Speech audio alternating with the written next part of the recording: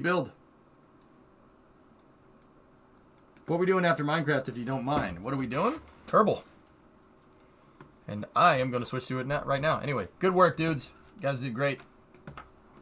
Thank you for continuing to work on this project.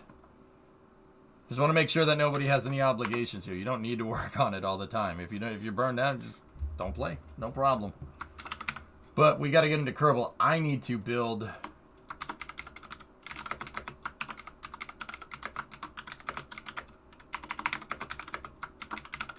Building a robotic arm for my shuttle. Could you check Discord real quick? Yes.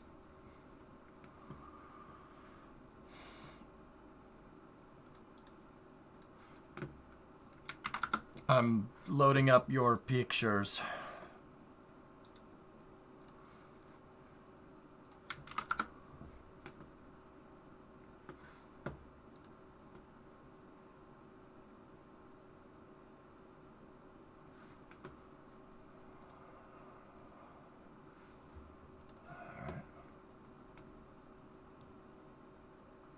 No, I don't think Minecraft would allow for something like that, Kuro. But I don't know.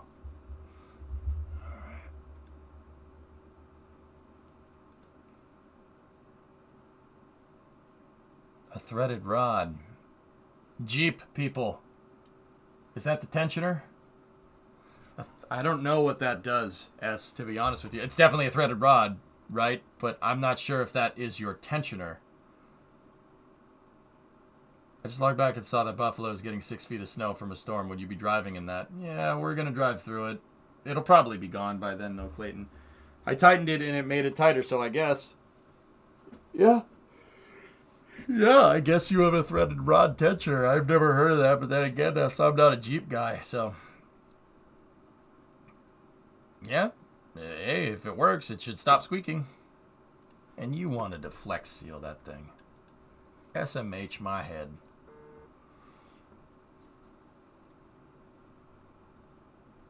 Alright. Let's get Kerbal fired up here. Yeah, XJ does that. I don't like them. I wish I had your garage. I was outside at 9 degrees yesterday trying to get your truck running. Sorry, man. Yeah, sorry. Yeah, Paul, the way I think about it, dude, is that, you know, I have it. You know, and I know that not everybody gets to have a garage like this, so if I'm gonna have it, you know, like, let's use the damn thing. I noticed that this thing kind of eats off the desktop a little bit. It was actually cutting it off a little ways. There we go. Sweet. You guys want to see some Wonka Vision stuff? Yeah, you don't know what he got till it's gone. Well, I know, dude, because I had to wrench on... I built that truck in a small freaking 2-car garage. I built the red one there. Small 2-car garage. Freaking had no space. And then, dude, I had to paint that bed in a driveway. I know, man. Here, want to see some Wonka Vision? Watch this. You're turning violet, Violet!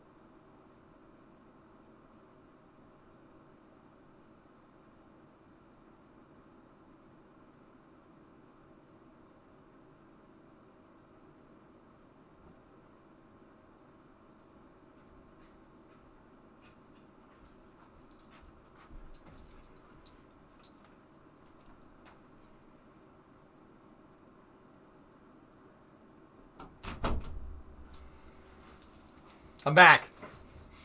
Hey, what's up? Let's stay and say it. Real work is done here. All right, well, let's get some real work done in the SPH, huh? I have to freaking... I went out there. I gotta use the restroom. That means I have to go outside. And it's freaking freezing out. It's like 30, 32 degrees.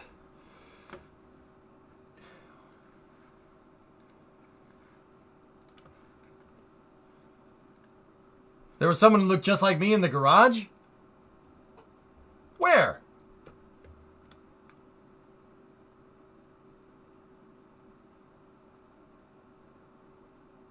Now I gotta go find him. Alright, I'm gonna go use the restroom real quick. I know he means 32 Fahrenheit. 0. 32 is 0, dude.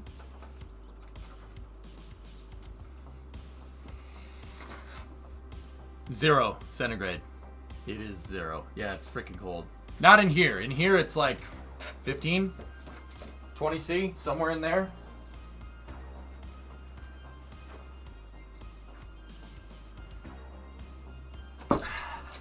$32 Kelvin?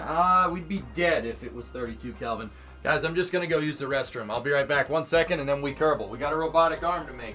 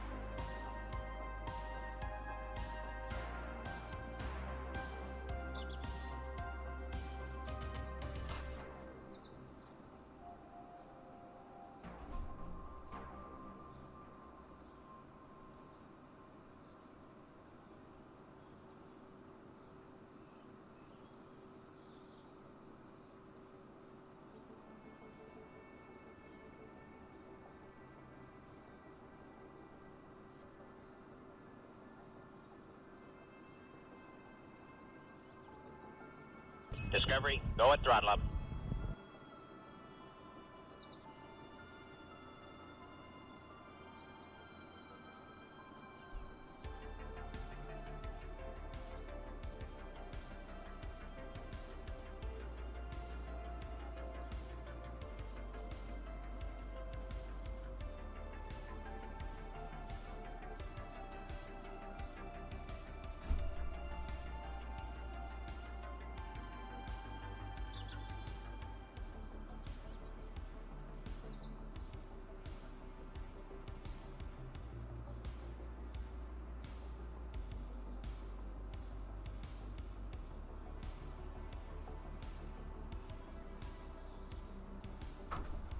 Hey, was that Marvin with a sub that I saw right there? Can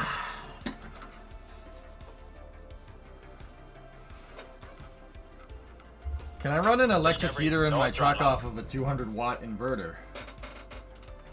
I think it's the same inverter that you have in your truck. Depends. Is the heater a 200 watt heater? I mean, it should be fine, yeah.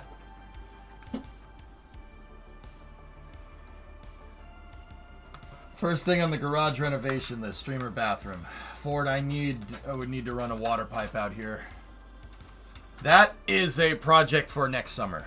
Discovery, go at throttle up. So what I want to do is, like, there was a lean-to that was on the back of the barn, and that lean-to was converted into indoor space, right? The lean-to was converted to indoor space, and, Civnet, take my money! Marvin338, welcome to Mission Control. Your go at throttle up. Civnet, banana time. Thank you very much, boys. I appreciate it. Yeah, that's a project for another day. But yeah, the lean-to, half of the lean-to is cold storage. Like it's just open storage, where my mower and the generator and everything are, and the snowblower too. And then the other half is my office, and I kind of sealed this wall up nice between them. What I would like to do, put a bathroom over there. Or we could build a column for his tunnel to the house. Unfortunately, my septic tank is in the way. My septic tank and the septic tank leach field is literally like if you drew a diagonal line between the house and the garage, or just not a diagonal line, just a line between the house and the garage. Septic tank is right over the line. And I know what you're going to say. Oh, just go around it. Leach field. Leach field takes up a lot of area, dude. Poop room fund. The Eagle has landed. Poop room fund. Thank you. Well, that's just crappy. Yep. But yeah, getting a water line out here won't be too bad. I know you're a truck guy, but I know you like Fords. I've been looking, test driving Focus ST3 today, hoping to get one this weekend. Awesome cars. I want the RS, but I can't justify it. Yeah, Jam, I like trucks personally, but I like all cars. The RS is way better. Oh yeah. Suggestion, do the trench and cover style tunnel from the shop to the house. Yeah. Was that a Supra? You're a Supra. Did you say that you don't like my Minecraft content public? Oh, finally, content. Was that what I was hearing from you? Because I can just go back to streaming in the garage if you want. Alright, I think I got what I want figured out for the kinematics for the arm. We're going to throw one together here and we'll test it. But now, you guys ever go to the bathroom and then you got to go to the bathroom again, like right after?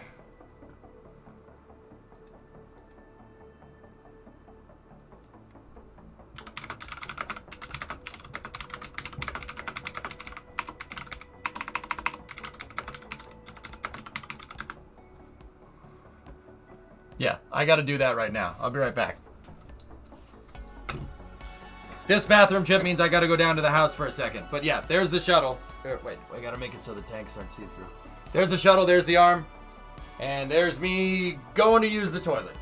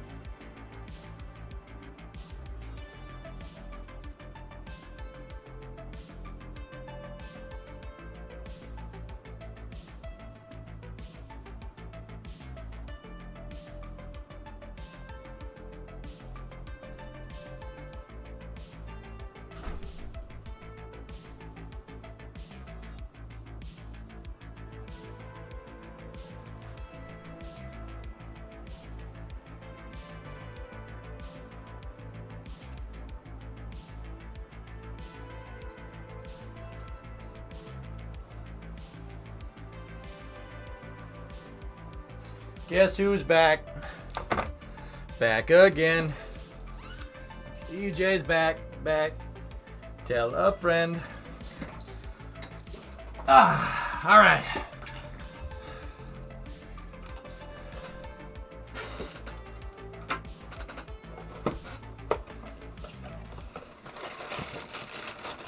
The part you missed. Tunnel under the driveway as you convert it to concrete.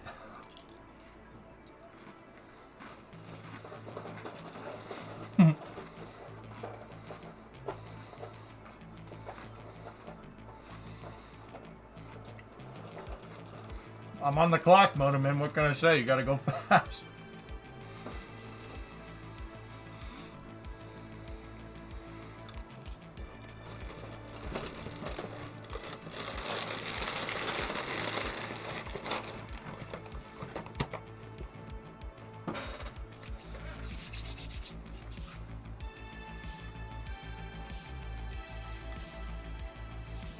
All right, dudes.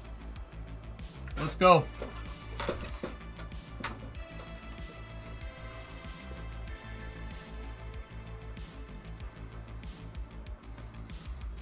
We went around the garage. Zonic, it's 1C outside. No, I'm good. We ejected the warp core.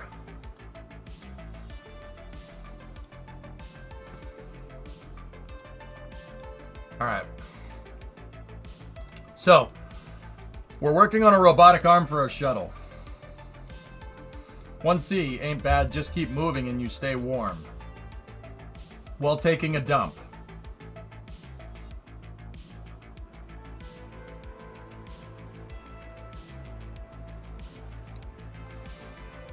Whatever you do, just wash your hands, okay?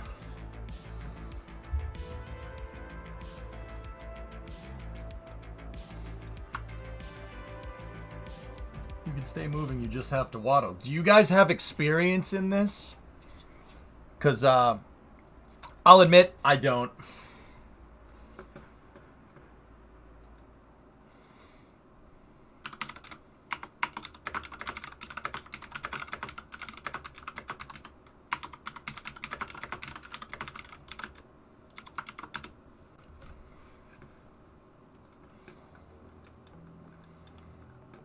You've been pooping since you were born. You guys are just enlightening me in all manner of fun ways today.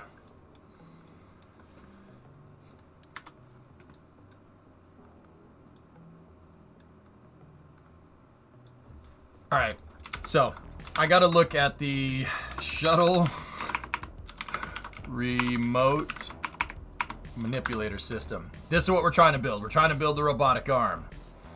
Now, I think we figured out basically how this thing gets put together. It's not too incredibly complicated. There's the rip-off version. Guys, Mom, can we have a space shuttle? No, we have space shuttle at home. Space shuttle at home. Are you a shy pooper? No. No, not at all. He's a shy pooper. Ah, damn it, Summer!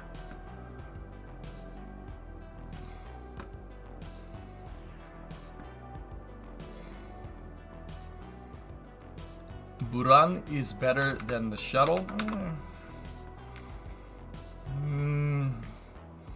Это не хорошо. Нет. At least I'm not Bono. Think about it. He is the record.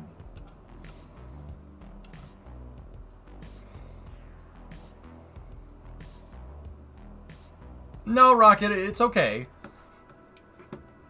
In 2020, in 2022, we don't say people are wrong. You just say that you disagree.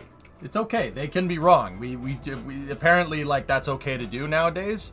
I'm not wrong. I'm not wrong. But apparently that's okay to, like, they can be wrong. It's just, instead of just saying that, no, you're wrong, get out of here, that's dumb. The shuttle built a space station. Buran is sitting in a hangar that collapsed. So the shuttle's, like, infinitely better. you know, you don't say that. You just say, I disagree respectfully. You know what I'm saying? That's not Buran's fault. That's not my problem.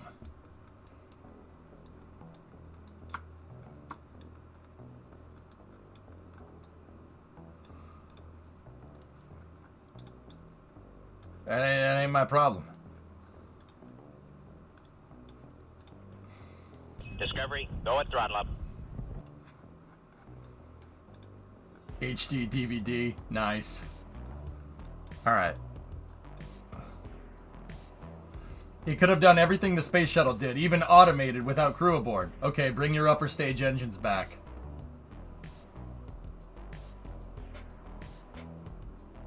You were saying?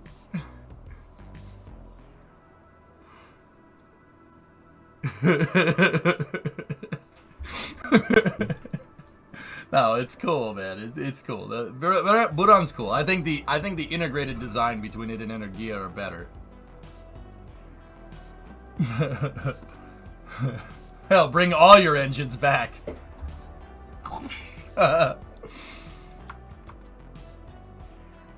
Yeah, King. I wish they had kept it, but they didn't want to no more, and that's a shame. It's you back again. Who are you again?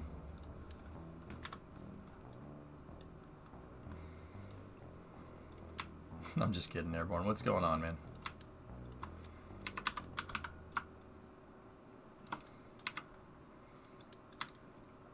Buran was planned to have a robotic arm, but it didn't have one. No, one never flew.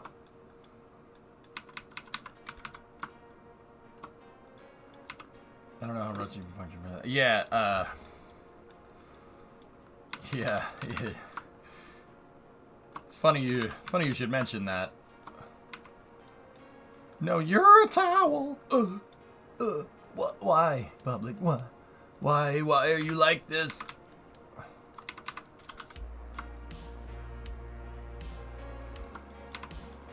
Arm almost done? Yeah, RJ. I think we're gonna make some good progress on it today. I think doing that, having that research day really helped me out.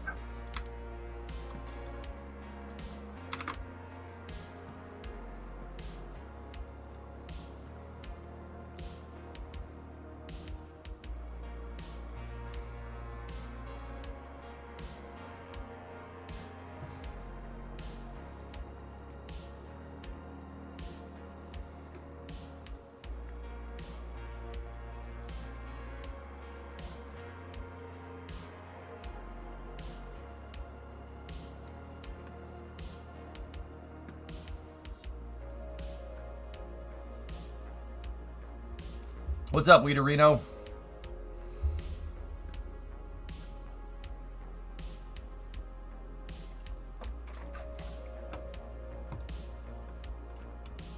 You didn't know I spent a day researching it? Yeah, we ended up...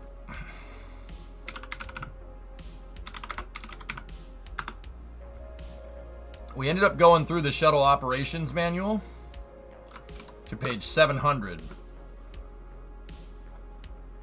700 talks about how the payload system works and then how the robotic arm works. See? There's the payload retention system, trunnions, payload guides. I just like saying trunnions, which is why I said it. It's right on the page. Trunnion. It's like onion, but with a T. And then there's actually diagrams on like every single system. There's the kinematics and the range of each of the robotic mechanisms on the arm. No for trunnions are really nice. Yeah. Yeah. Oh, yeah. It's 1,100 pages. Serious. It's just some light reading. What about Funyuns? Funyuns are also good. Funyuns, trunnions, and onions. All very good. Yeah, see, you have limits here. There's a mechanical stop at plus or minus 180.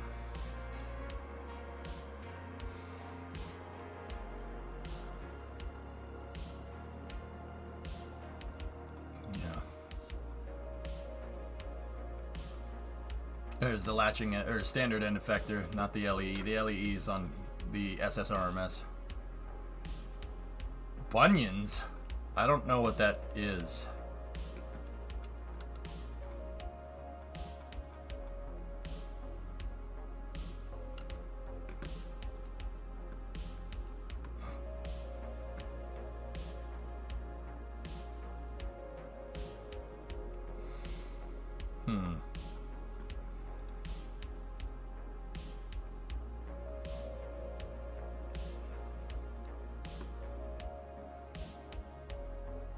I'm trying to see how long the arm actually is. Like, I don't know if there's any pictures of the arm stowed in the payload bay.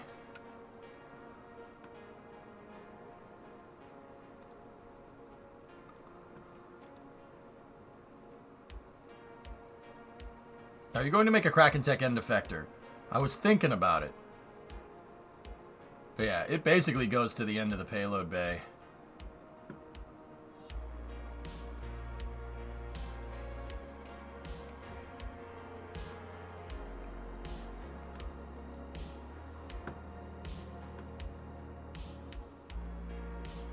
Yeah, alright, alright. I think I made the old arm 2 I-beams lengths, and that looked pretty much spot on. So here's what we'll do. We will do exactly this.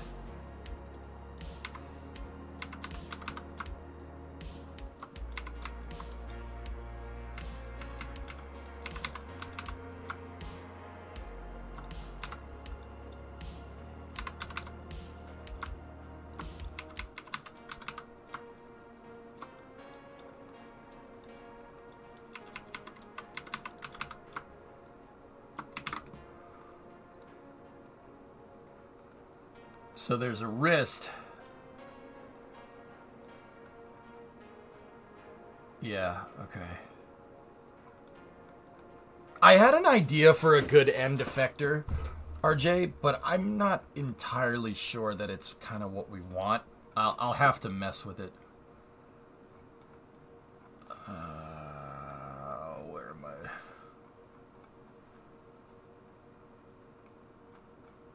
I think I passed it. There we go. Yeah, alright. Yeah, exactly, Weed, right? And then this last segment here is... I'm trying to see...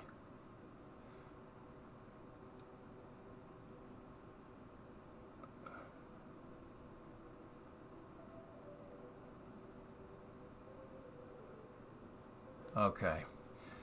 So, that one right there, this one that I have selected, is the wrist pin.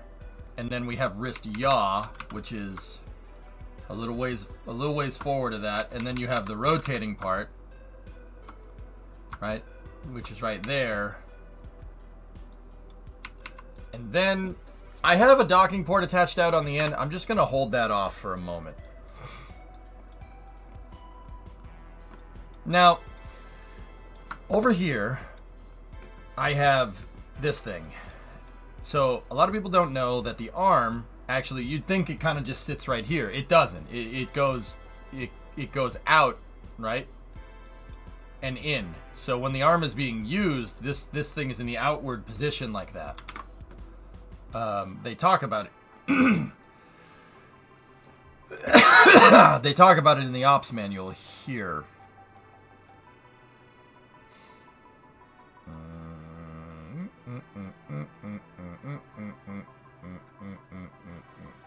Maybe they don't. Maybe I went in the wrong direction.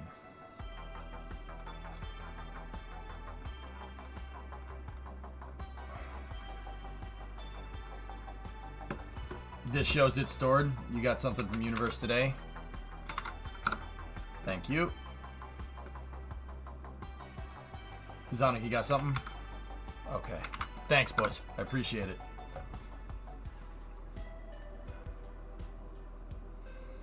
I know the old shuttle used the Q-piece thermometers. Would a Kraken bearing work? It could. Yeah. Off topic, I saw the Astrobotic Peregrine clean room today. We went to see the lander, but it was moved. Really sucked. Ouch. Okay. Alright, that's a good one, Sonic. That could help.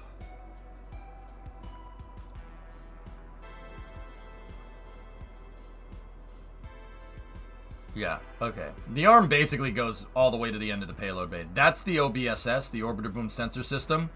That's the selfie stick for the shuttle.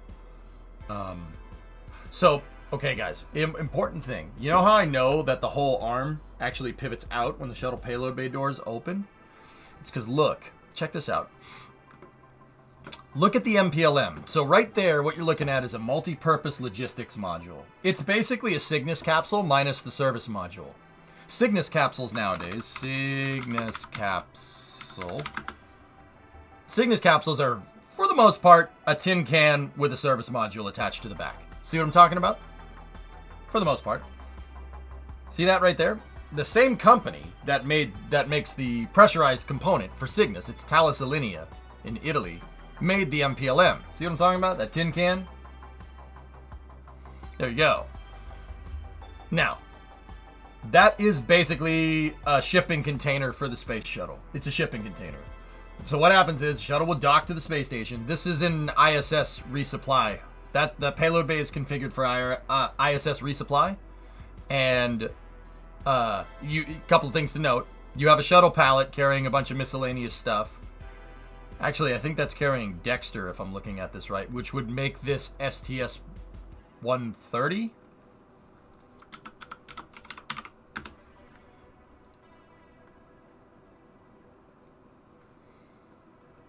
No, 130 carried the cupola. It's definitely not that one.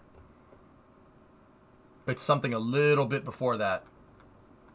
Last, you got something for me, Smirks? Oh, very nice. I don't think it's STS-130. It's sometime around. It's a that could be STS-134. It's possible. So Cygnus right here is basically that with the service module attached to it. But if we go back over to the shuttle, you can tell that this is an ISS configuration because it's got the resupply module. So the shuttle docks to the space station with the docking port right there, and then the arm grabs that shipping container, the MPLM, and then attaches it to the space station, right?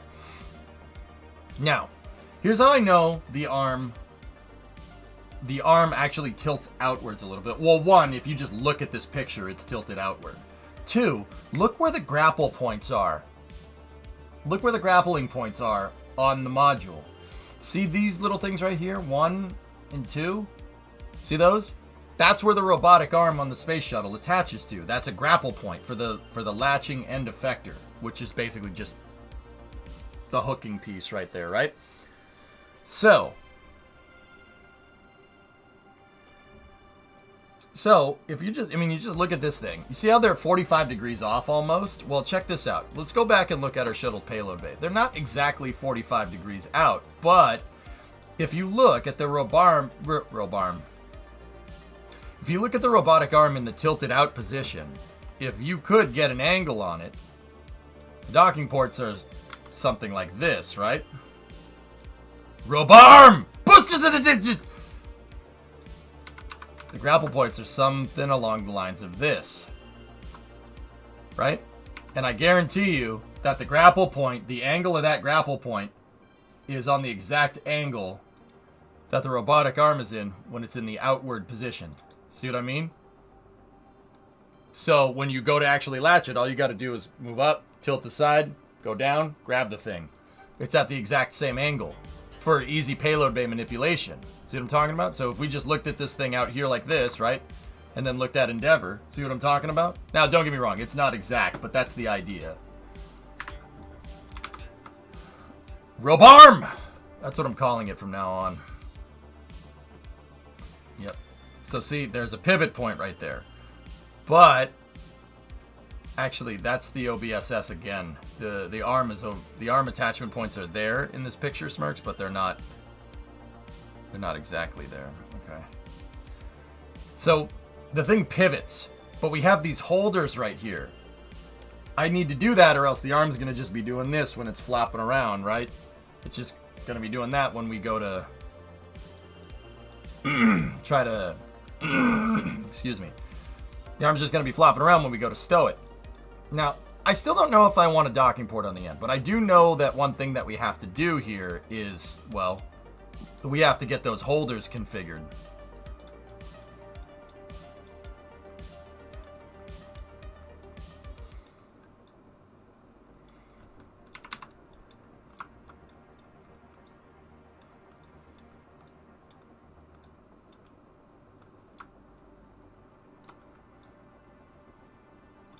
We have to get the holder configured. And what I'm thinking is Kraken tech to help stow the arm, or hybrid tech. Once again, physicsless parts, so you don't have to worry too much about stowing it and not stowing it, you know what I'm saying? I know one thing at a time, but when station deployment, I'm really interested to see what you come up with. I want to spend Monday, we're probably going to be covering Artemis stuff, but if we have time on Monday, I'm going to start building station modules, which is why I really want to get this done today. And then Tuesday, yeah, Monday and Tuesday are basically for building all the payloads. And we'll start assembly missions from there.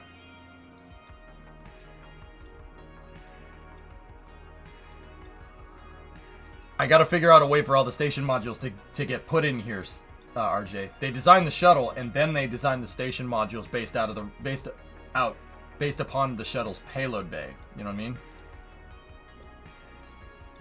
I mean? All right. So what I want to do here is we kind of got to graph out where all the holder points go.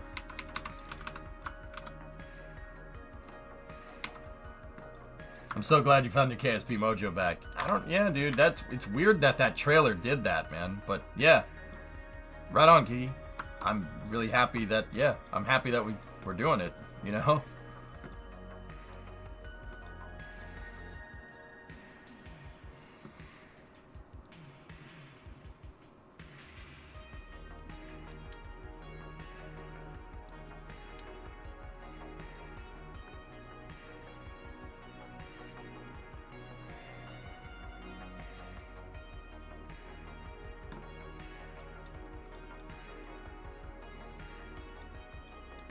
Alright, so the holder points. Let's figure out where we want the mounts for the holder points. And just like the actual shuttle, I will put them on both sides.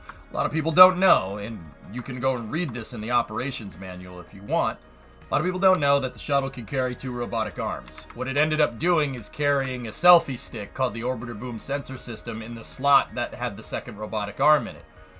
But the OBSS just uses the exact same attachment mechanism. But the shuttle could carry 2. If it needed to like grab a payload out of the payload bay, grab another payload and attach 2 payloads together, it could absolutely do it. There is a panel on the aft control, on the aft display and control panel there. If we can get a shot of it, like if there's a picture of it, where you can, yeah, see it, look.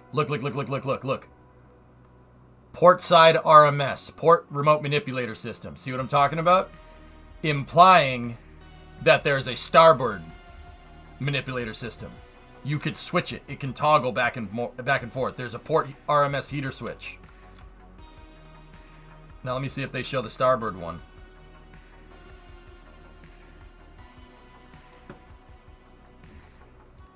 Here's 123 coming to the space station. Yeah, see, that's carrying Kibo. That one has Dexter. That's absolutely Dexter. It wasn't the other one. But, yeah, see, that's a resupply. This is a ULF, this is an assembly mission. ULF was the designation for an ISS assembly mission in the shuttle program.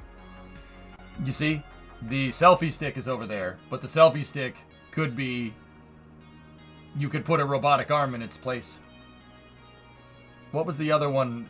That's Kibo. It's a storage module. But see, the grapple nodes are on the sides, Pythos. See that? This right here, that's Dexter. That is basically fingers for the space station RMS. And it's being carried on a shuttle pallet. The shuttle has U-shaped pallets, and you could just put stuff on them. They can be just free-floating. You can have access to power. They can deploy a satellite if you want. What's Dexter?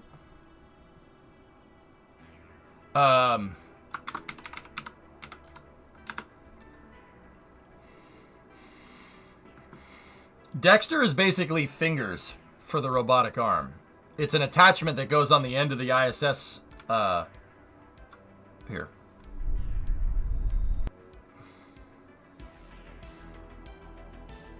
It's an attachment so you can, like, bring your toolbox with you. You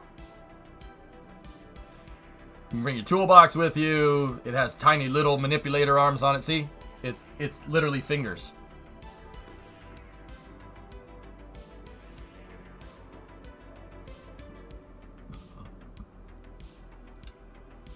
This is actually it installing batteries. Those are installing. Those are installing the, yeah, see, like exterior cameras are 100 kilogram batteries. Those are, that was actually, this is planned from a mission actually earlier this year. Or no, maybe it may have been last year. I'm not 100% sure. They replaced the batteries on the ISS. The batteries are at the base of the solar panel trusses. So the P5 and the S5 starboard truss right here. Or P5 and the S, so port and starboard. So port and starboard truss, 5th segment out. So on the very end, there's a battery bank right here. And this thing replaced the batteries. They came up on an HTV, on a Japanese resupply vehicle, if I'm remembering correctly. Dexter remotely put the batteries in place, and then they had to go and wire them. And that's what they did. They sent astronauts out there, and we watched that EVA. We watched them wire the thing. Yep. Dexter is... It's fingers. It's little fingers. So, like, it's not just fingers. Like, it has 2 little robotic arms on it, but out on the end, you can... Like, there's basically something akin to a space snowboard, Aldezert. So if you've ever gone snowboarding, you buckle your feet to the board.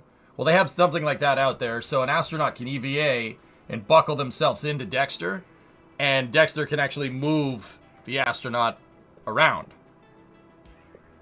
And then you have a spot, like, they can bring their toolbox with them. It's actually pretty cool.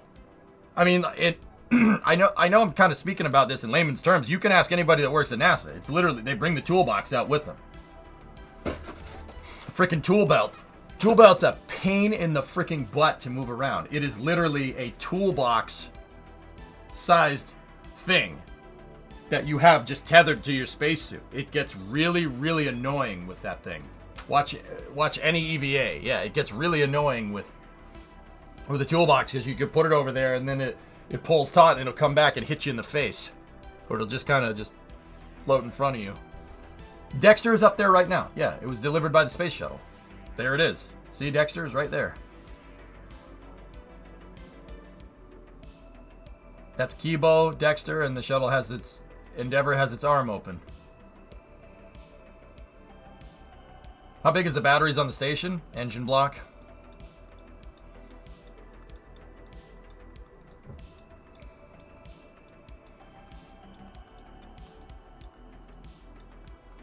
Alright.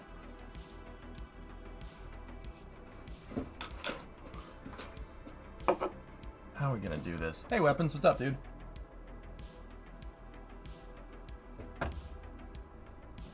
About to give someone a ride real quick, but I thought Dexter was more of an astronaut replacement and didn't have the footholds.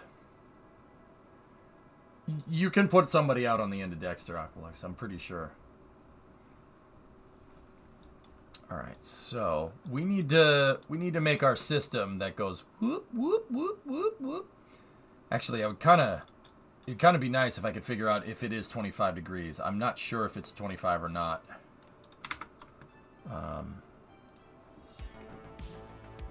There's the latching, or the grapple fixture. Yeah, see, it's got a little plug on it.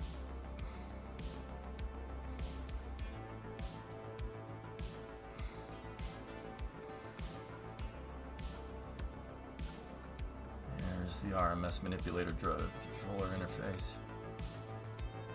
Can you believe all this was packed into a freaking spacecraft? Like...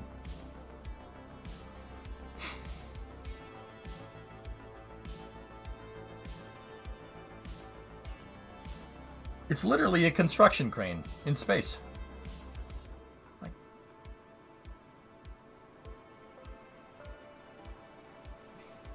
RJ45, RJ11, parallel. Jeez.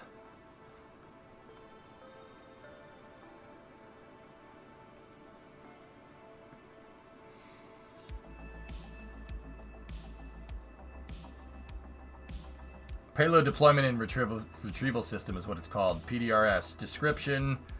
We need to get into manipulator positioning, remote manipulator system, payload retention mechanisms. That's... No, okay, we're going down to ops. Yeah, she's a freaking beast, dude. 586,000 pounds. 250,000 kilograms. Yeah, 280,000, 25 metric tons. That's the space shuttle's payload capacity. They engineered the arm for the space shuttle's max payload. That makes perfect sense to me. How fast does the arm move? Depends on what you set it to. You're going to have to change the torque of the motors depending on what type of payload you're moving. Like, see how contrived this all is? It's so smart. How did NASA crap this out in less than 10 years? How is that even possible? I still can't, it still blows my mind. 1972 to 1981. They did all this in less than a decade? And they made this thing? Like, on the budget of the Gemini program. How? How did you do that? I'm not even mad. Like, how does that even happen? My headphone cable is stuck in the freaking wheel.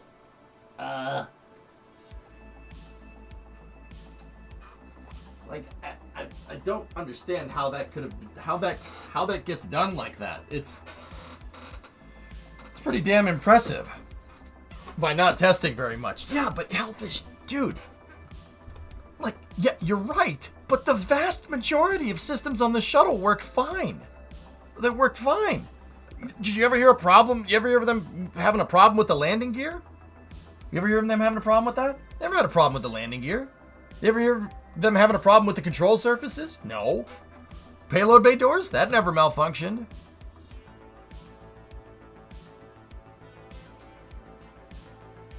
Like, the vast majority of these systems that are on this thing work fine. You'd never heard anything about them.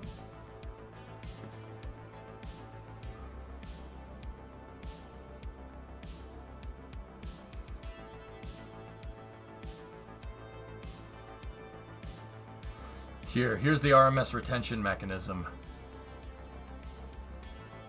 Oh, I see how they're doing that. Okay. There was actually an issue with the body flap on the STS-1 during landing. Yeah, that's because the boosters overperformed PigZig and it damaged it on the way up. So there's a striker bar.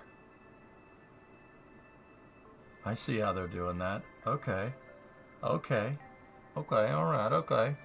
Ha ha ha ha! Is there any hype for Artemis closing in on the moon? You tell me.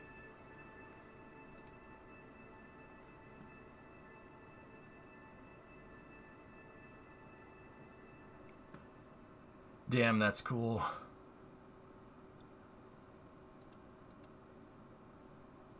What do you think?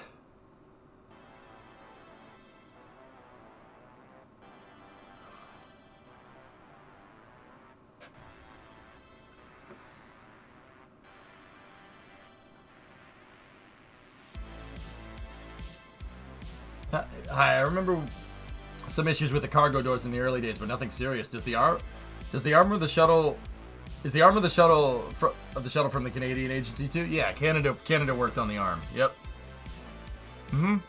That's why it says Canada on it. Oh yeah.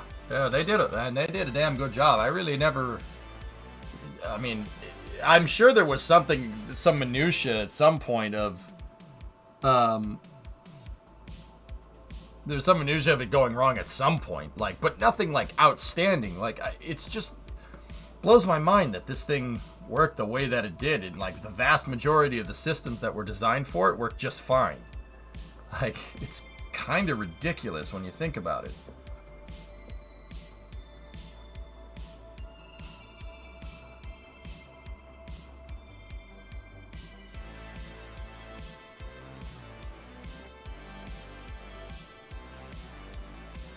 Yeah, see, RMS selector, port and starboard, primary power. So it looks like the shuttle has enough power to run one arm at a time with its power systems.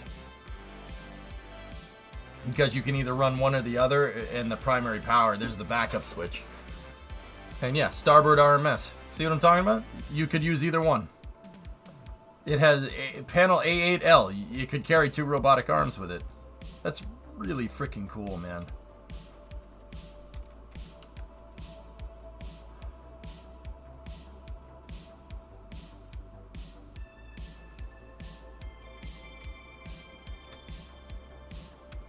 Okay. Are there any unique electrical systems on the shuttle? I don't think so. You know that it didn't have a battery bank, dude? Shuttles don't have a battery bank. They have individual systems that can have batteries, but there's no like master battery array on the shuttle. The shuttle, for mass savings, stores its electrical energy in the fuel cell. The fuel cell is acting as the battery cell, which is just... I mean, for some reason that doesn't seem right in my head, but also at the same time, that's really, really smart, you know?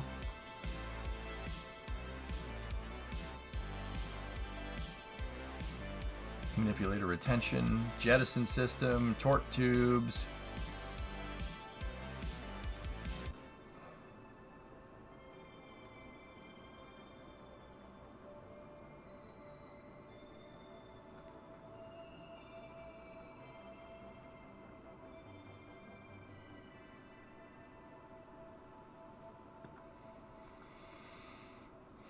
It doesn't say if the thing can actually rotate. I'm trying to see if we can... Yeah, you have motor brakes on the arms so they don't move.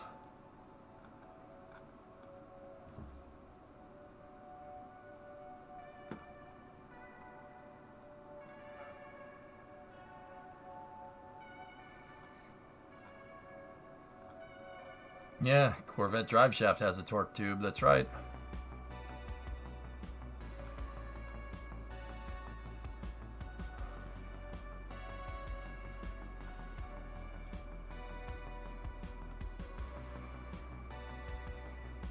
Yeah, see, they can adjust rates. That's cool.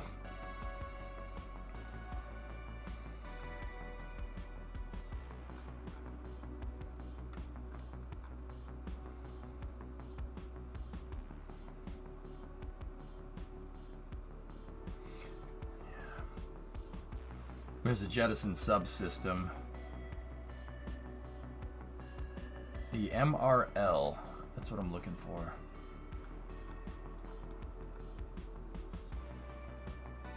Yeah.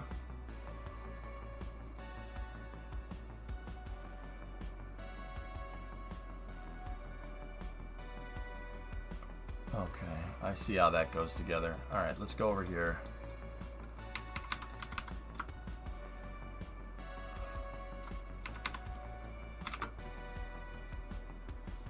Yeah, there's a wrist roll joint.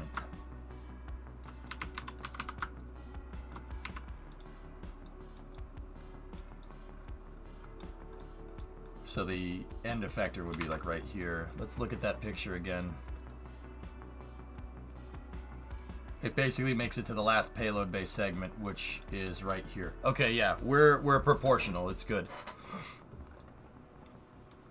I gotta find something. I gotta find a way to see if we can move this out like this. You know what I'm saying?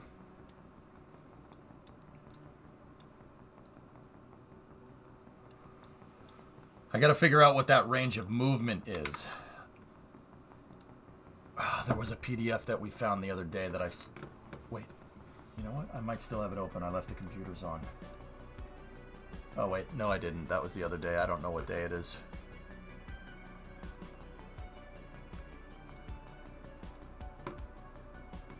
Crap.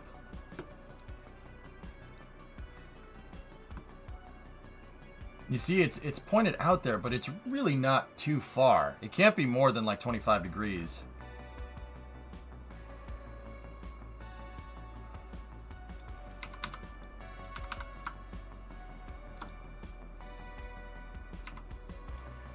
Like, it doesn't really...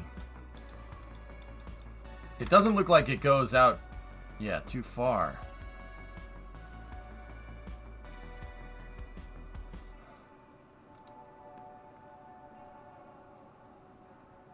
Yeah. Yeah, 25 degrees seems about right, dude. So I'm going to say that that's correct. So I'm just going to reorient the arm into the straight up position because it'll be easier to build it that way. So now we have to work on the retention devices here. So if we're doing the retention devices, they need to be out like this. And then...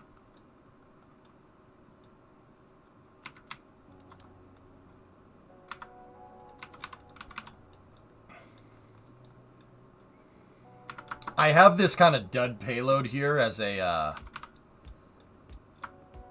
The dud payload there is there to kind of show space. The space that I would have for like a maximum sized payload.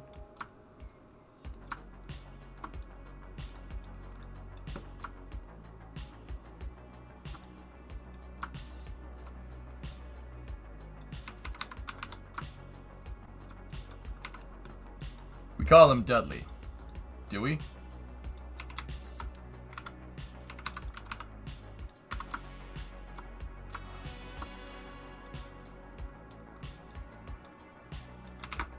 Now there's another holder that's at the end of the latching assembly here.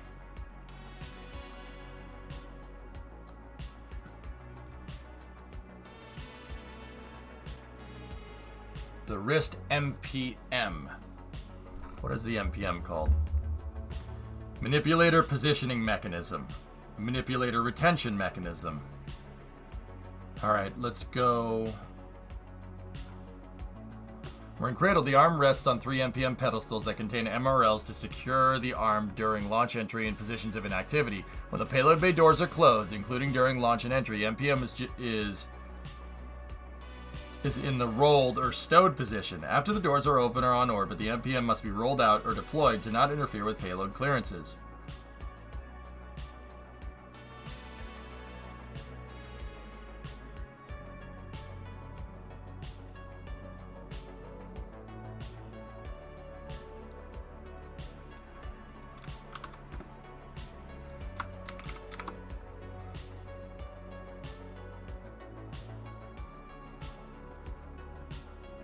But the manipulator is composed of a torque tube. MPM pedestals are mounted on torque tube MRLs.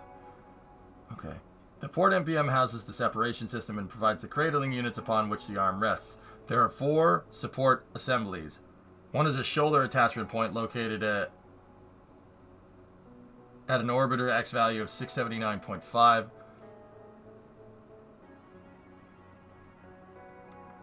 That tells you where everything is. Each contains 2 45-degree saddle interfaces for cradling the arm, and then a retention latch to lock the arm in place. The mating hardware for the arm consists of 2 45 mating plates to rest the support saddle and latch striker held in the retention position.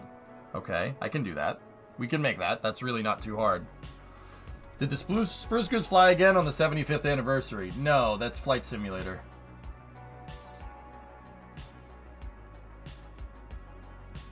No, it's in a museum in Oregon, in Willamette, Oregon, called the Museum of Flight Airborne. No, it's not flying. Yeah, I paid a dookie. Yep.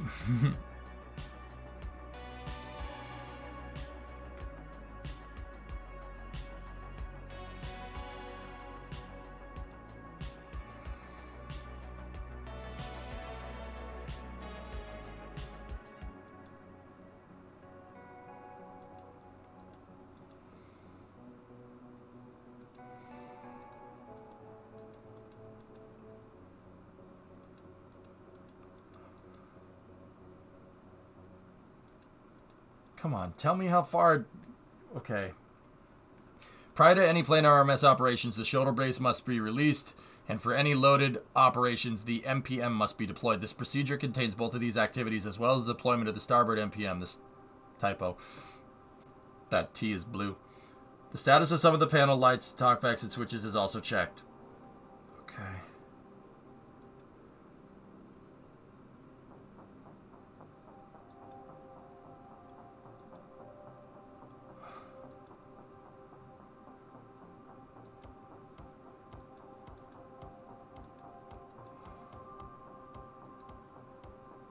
Doesn't say how much it moves.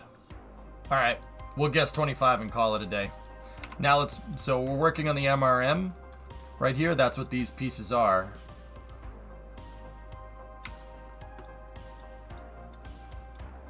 And yeah, save this.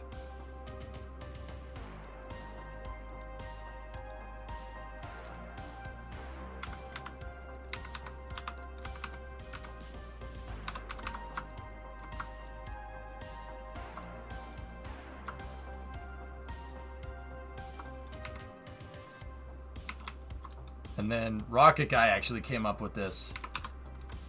He came up with the idea of using these physicless part antennas for a remote manipulator. because it's about the same size, and it actually ends up looking really, really cool. We'll just never deploy these.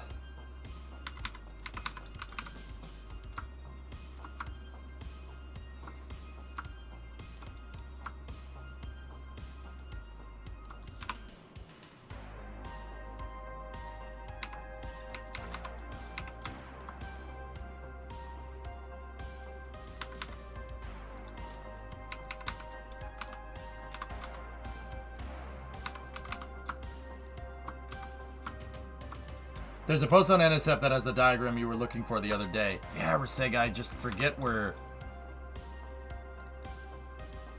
I forget where it ended up.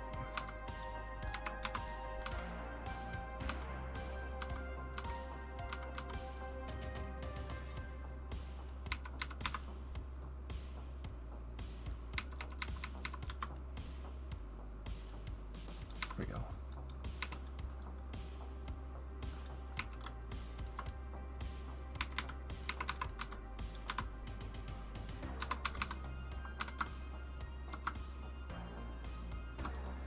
I don't know, dudes. The physics-less parts might come back to bite us, but...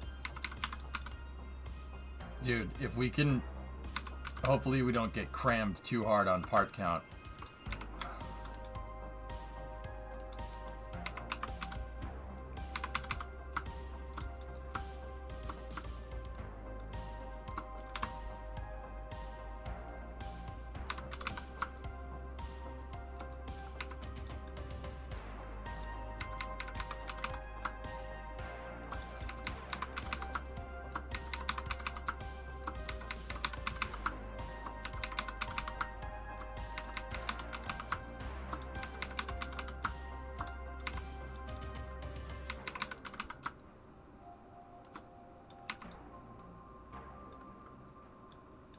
It looks better with the fuel things. Hard disagree, dude.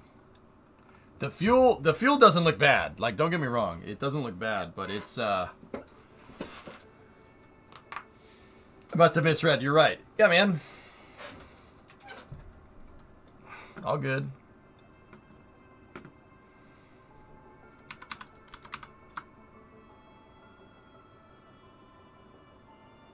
The arm seems to have a pivot point down there, like that. How many is that off? 2. Okay. There we go.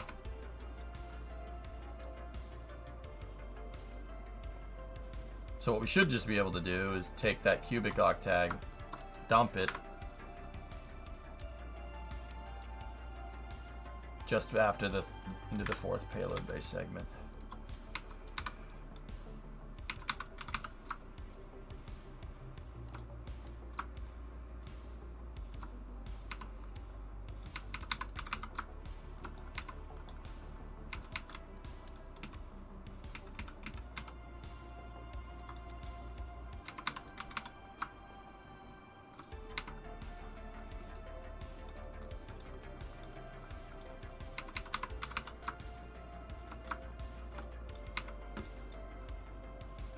You guys still use the 3D printer at all? Yeah.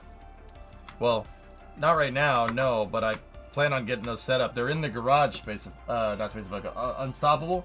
They're in the garage. Far left, behind the pickup truck bed. See them over there? 2 of them right next to each other? Yeah. I will. It's on my list of things to do, dude. I'm looking at this image for Lagrangian points. I thought L1 and L2 was between Moon and Earth. EML1 and EML2 are between Earth and the Moon. Yes.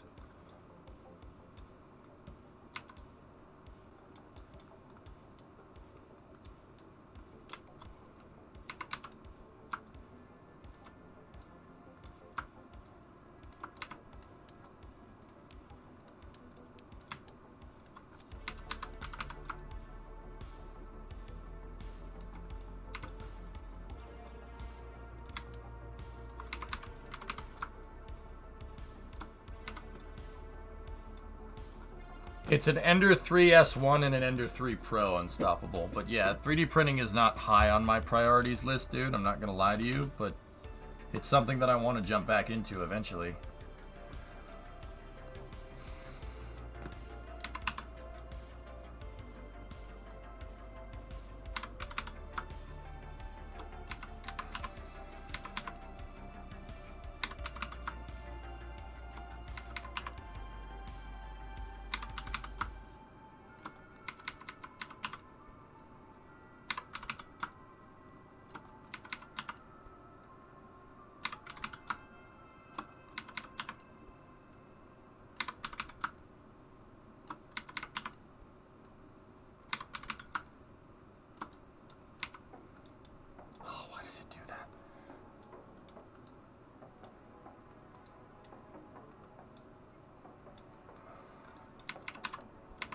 Can I move this way a little bit and not have a...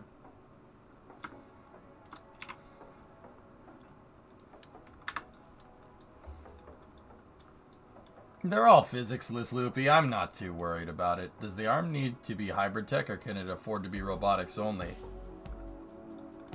Hybrid tech... I have an idea for hybrid tech for stowing. For stowing the system. And I think it will work. In fact, I know it'll work. And it'll be stronger. Remember, Loopy, you remember the long time I was trying to figure out that redundant... figuring out a way to stow payloads, and beat the hierarchy and stuff? Well, with hybrid tech, we don't need to worry about that. We can instantly beat that. I'm not too worried.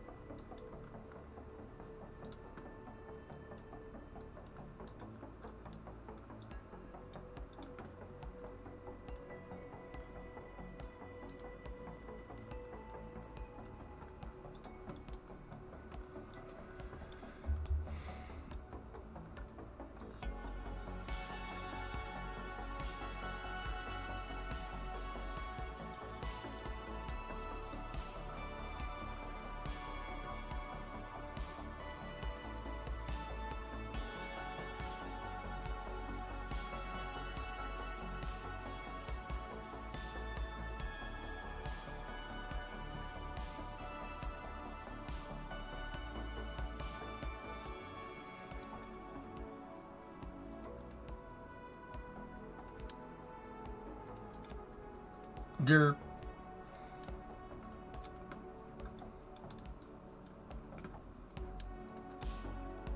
Grr.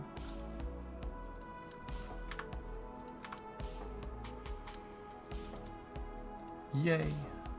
Those are supposed to be like Orion style panels. Cool.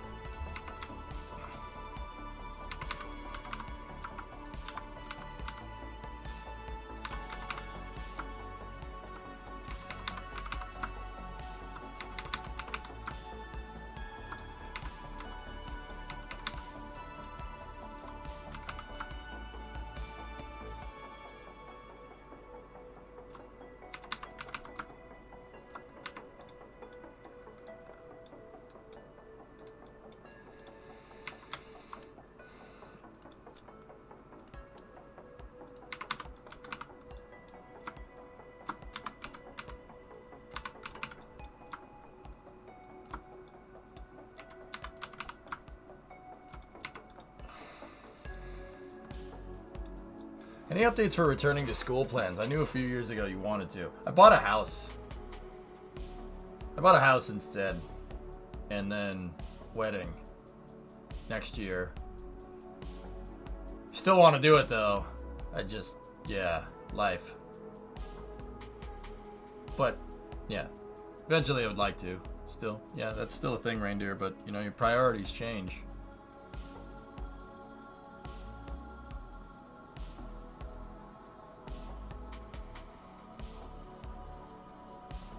I'm not saying that really my priorities changed, but yeah.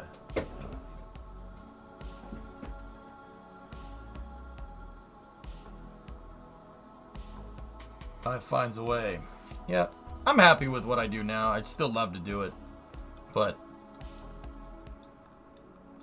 there might be a way that I can end up working in the industry without that. There might be. I'm looking into it.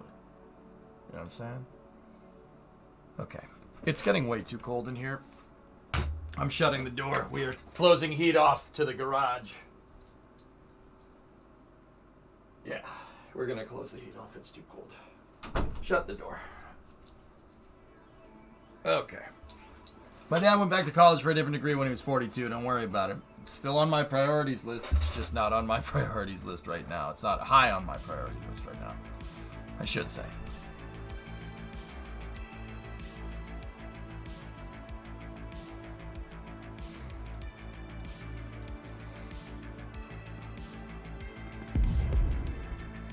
For grad school or space job bribery funds.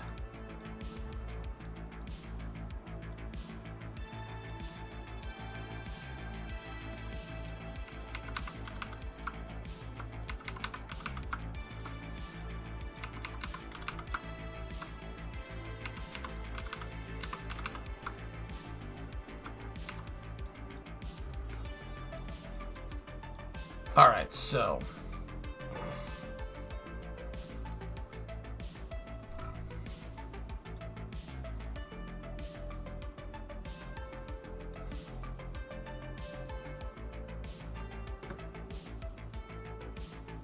no, dude, that's not going to deter me. If I had to do it at 50, I'd still do it. I did see that picture. It's fantastic, Penta, yeah.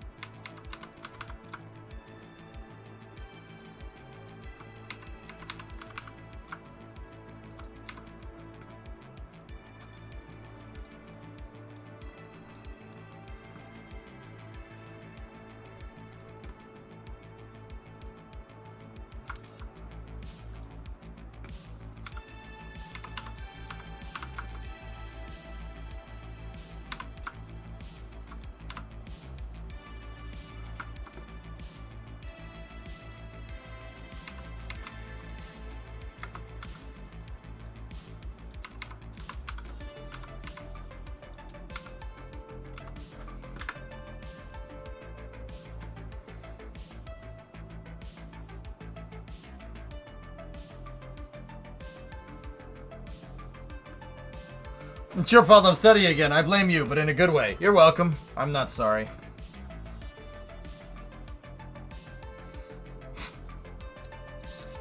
Just being honest.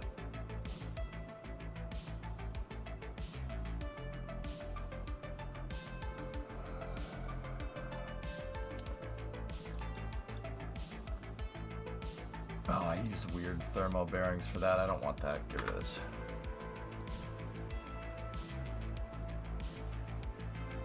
Shuttle model, huh?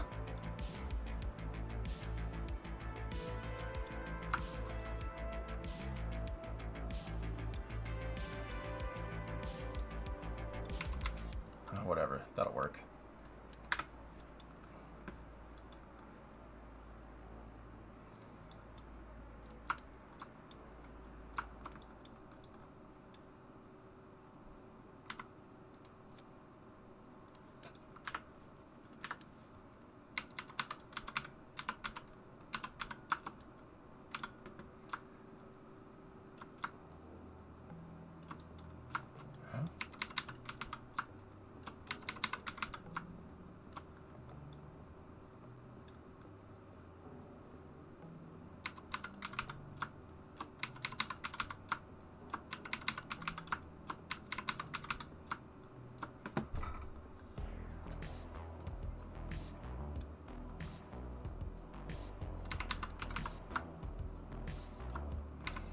Cool shuttle. Thanks, Slay. I'm working on a robotic arm for it. Yeah, see? I used panels to make thermal tiles for my shuttle. And then I used fairings to make my external tank. Yeah, it's pretty cool. I even did a little bit of strut work for the fuel lines that are on the external tank. Now, we don't have any orange fairing, so we use the white fairing, so it looks like old school shuttle missions. STS-1 and 2. Right now, I'm working on a way using the shuttle operations manual here. I'm reading through it. Reading through how the robotic arm works. I'm reading through how the whole robotic arm works to... Actually, that's the mechanism I'm trying to make. The striker bar and the bearing surfaces right there. For the RMS retention mechanism. Basically, it's a way to stow the arm. So, like, think about it. The shuttle has that arm. It's out there doing its thing. But when it's going through re-entry and when it's going through launch, that arm has to stay put. I'm making a way. I'm building a way here using thermometers and a couple of other bracket pieces, like going MacGyver on this thing and finding my own way to build it. Yeah, there you go, reindeer. I'm going old school, man. Going old school.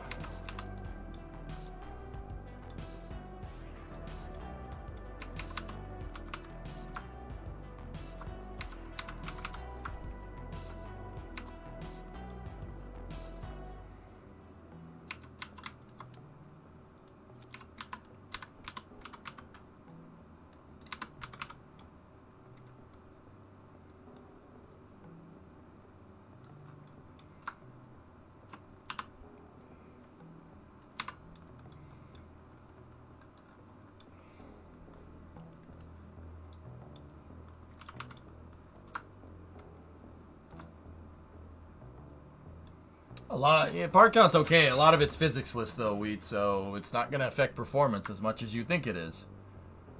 But yeah, part count is at 770 with the full stack, which is... But if I have to go back to, you know, crippling frames when we get near a space station, then so be it. It's not going to be as slow as it was back in the day, that's for sure.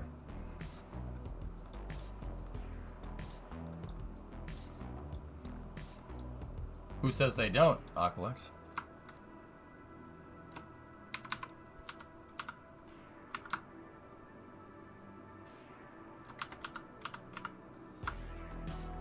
You know what I'm saying?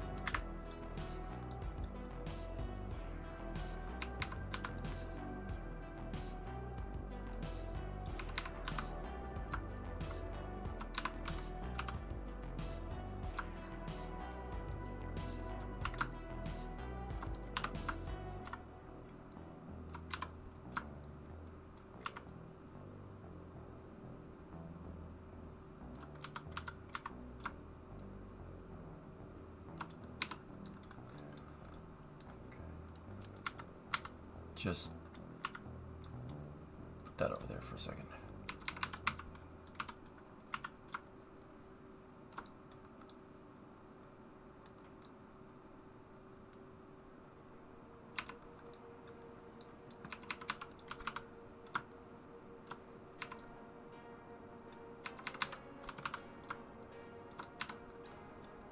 Okay. There's the control mechanism. Yeah, there you go, Altitude. Yep, back to this time when launches took 30 minutes to orbit. Indeed. Oh, man. Dude. It's been a while.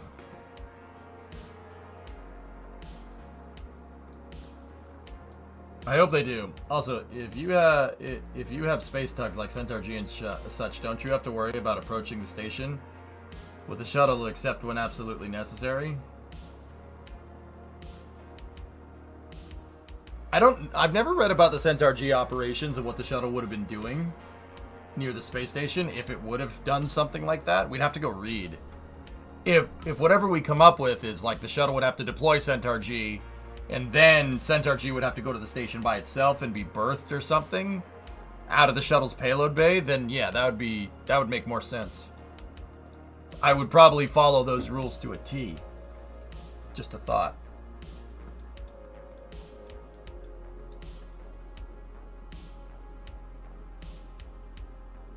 Yeah, I know, Reindeer. It's been a while, hasn't it, man? Low Z thrust zone. Indeed. V-bar station alignment, low Z thrust. Center. Center. Center. Center.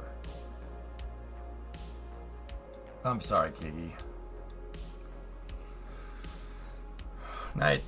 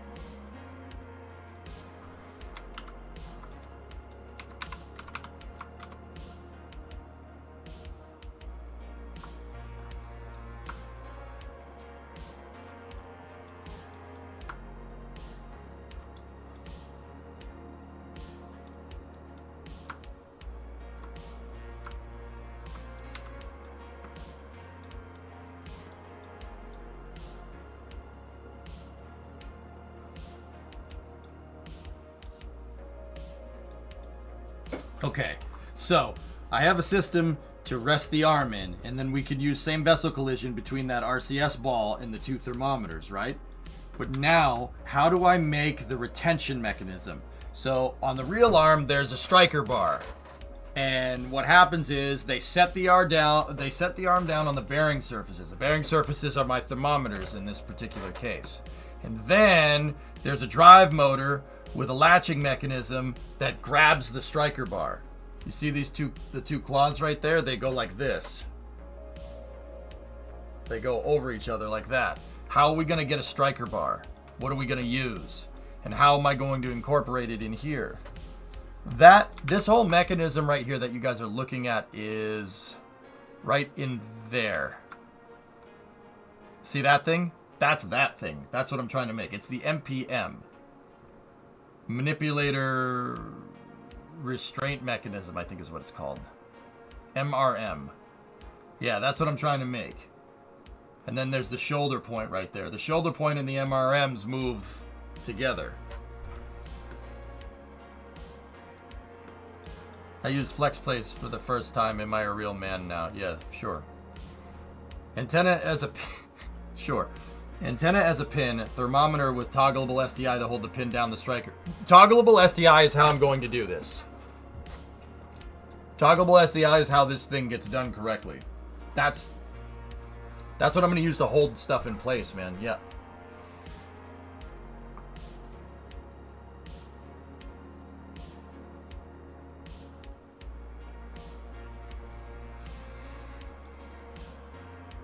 But I don't want to go crazy with it.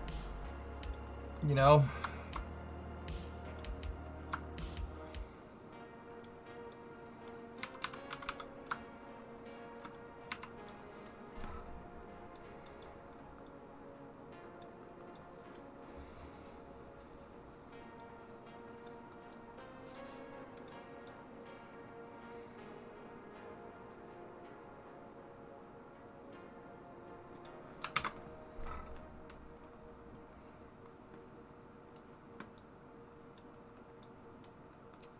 It's cold here, but it's not snowing, Creation. Buffalo got wrecked, not me. By the time it got out over here, it dissipated.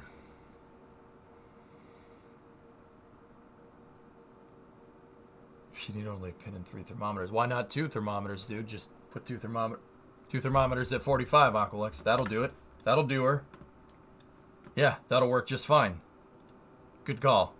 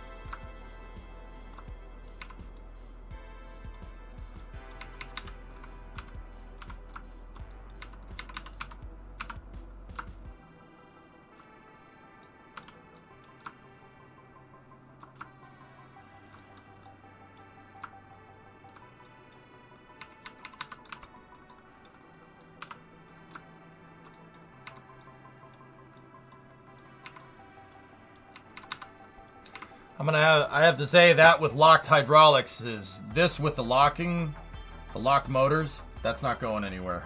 You gotta tap it a couple of times. That's not going nowhere.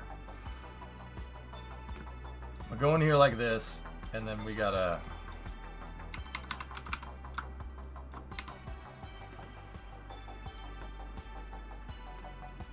enable same vessel collision, enable same vessel collision, enable same vessel collision. Done. Take that, move that back into position.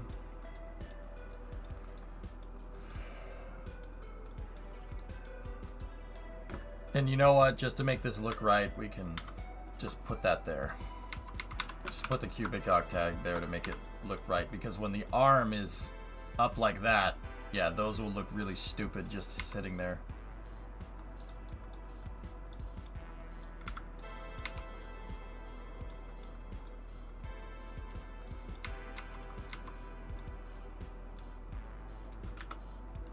Okay, cool. Now that we have that figured out, just put another one down here. Put another one down here. I'm going to mark the spots on the other side where we could put it, but I'm not going to. That's where I'm going to draw the line at saving part count. It's just, yeah, that's not, yeah, we don't need to do that.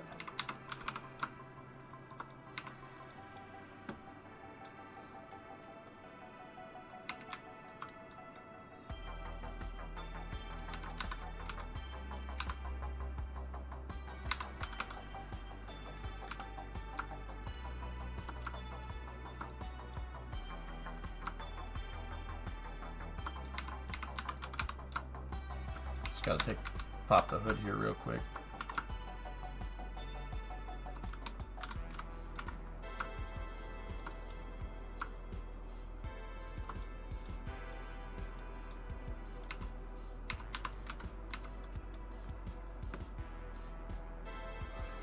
Physicsless parts do slow down the game, but they don't slow down the game like as bad as like a regular part. These small pieces, the game basically just is like, I don't need to pretend that's flying through the air. It just takes the information from the parts and applies them to whatever other parts are around. Like what parts they're attached to, excuse me, that's what I'm trying to say.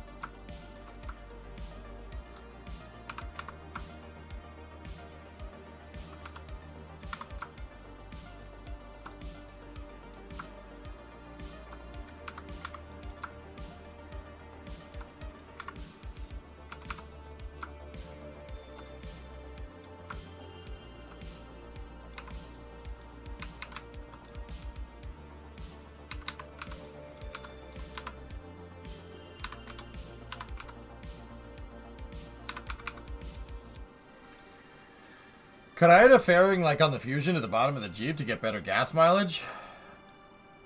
That's not... No. No, that's not going to do much, man.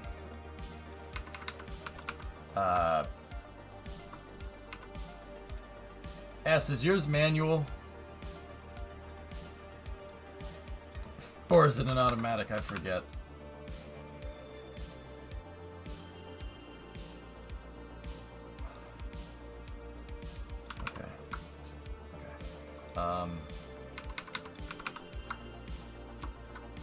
Four-speed auto.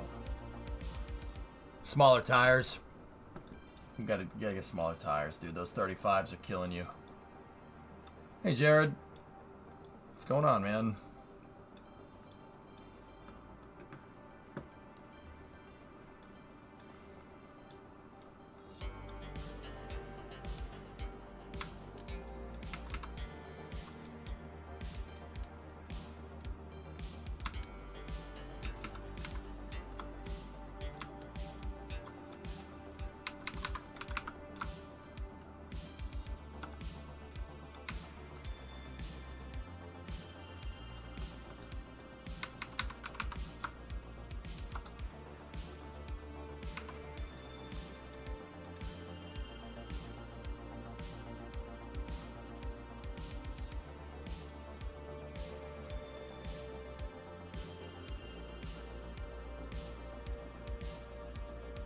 I'm just going to do a docking port at the end.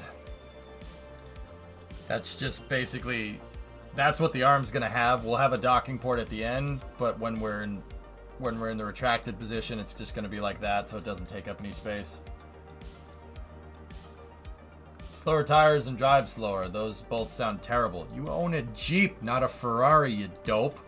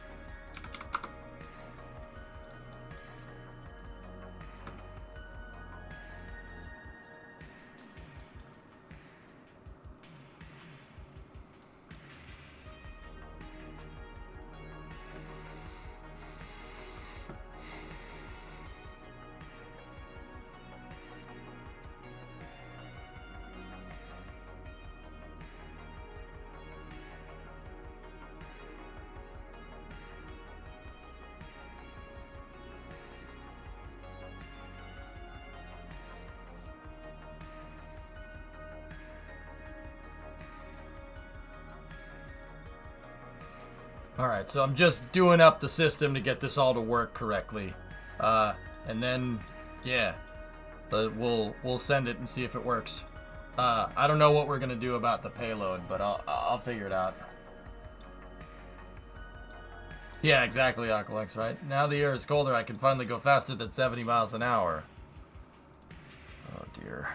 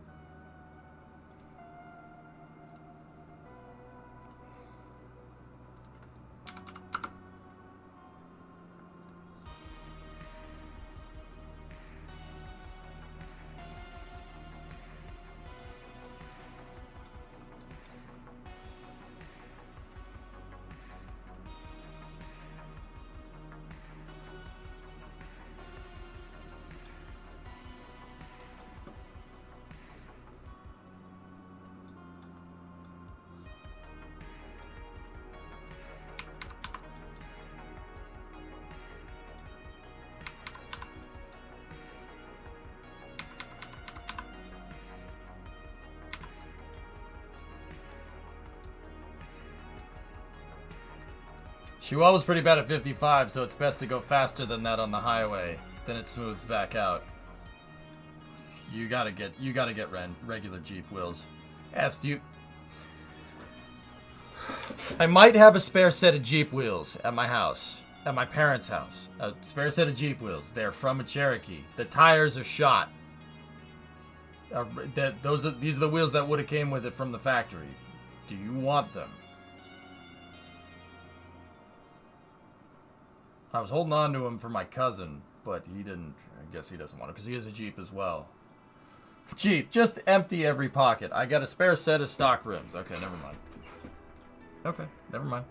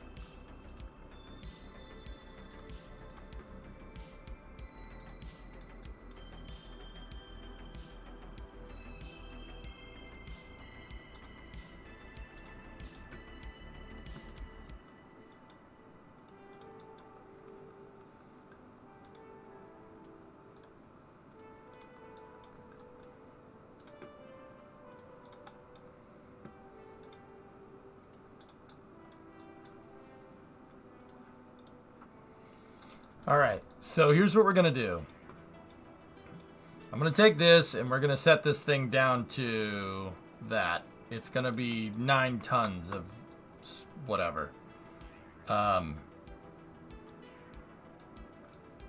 I'm gonna take the pins on this thing out and we'll just strut it for now.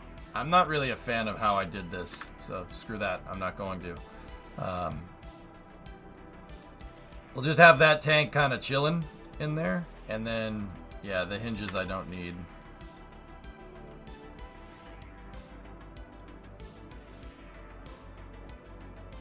I found an Econoline 250 ambulance for sale on Facebook Marketplace the other day. Still had O2 and inverter, and it made me think of you.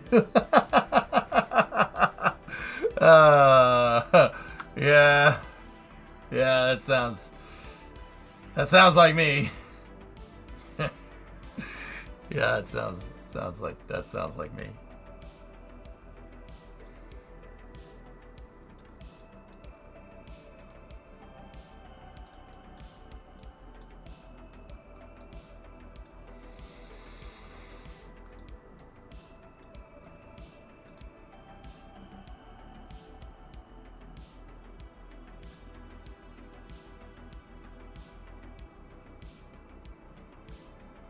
Okay.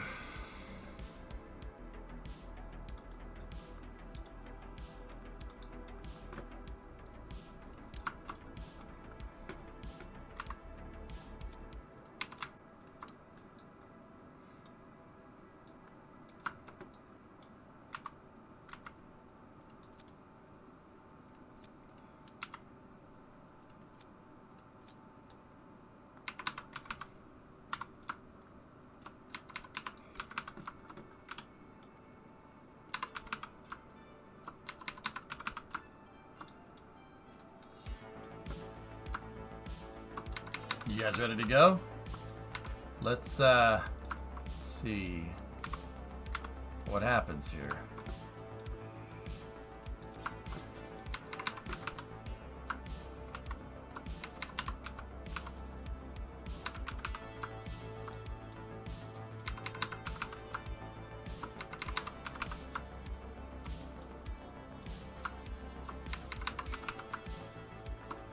Just put some struts on that thing. Hold that in place, set it to grandparent part, and then what are the docking ports set to? 0 out the docking acquisition force, set grandparent part there. Cool, we're strutted in position. I got my payload bay mount location set. Oh, before I forget, we own all of the bird scooters in Everett now, and we bought another Chevy S10. One ride. Oh yeah, Trippy, I remember talking to you about that, dude. You own all of the bird scooters in Everett. Just, are those the... Hold on.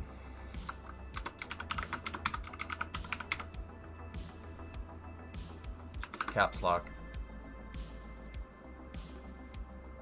Oh yeah.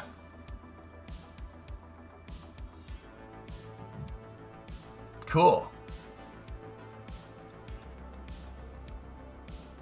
Nice shirt. Thank you.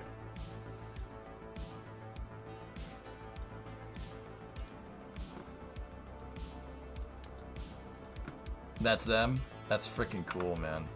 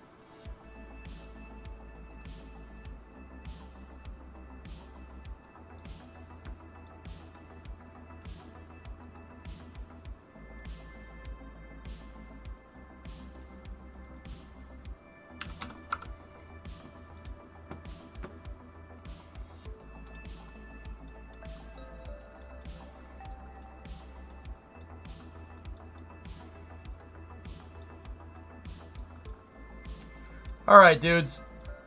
Let's go move this thing around, shall we? Oh, I gotta put manipulator points on it. Whoops. We gotta put docking ports on it. We don't put docking ports on it, we're not gonna have a good day at all.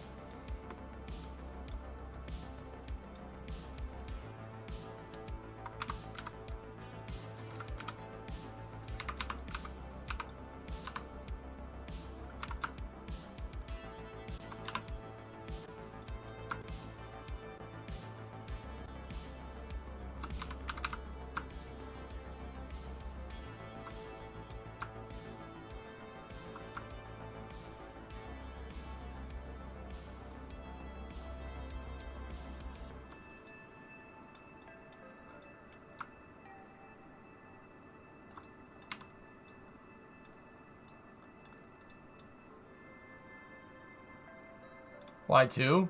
So we could grab at it from the other side, but we don't, I mean, it doesn't matter. That's fine. This will work.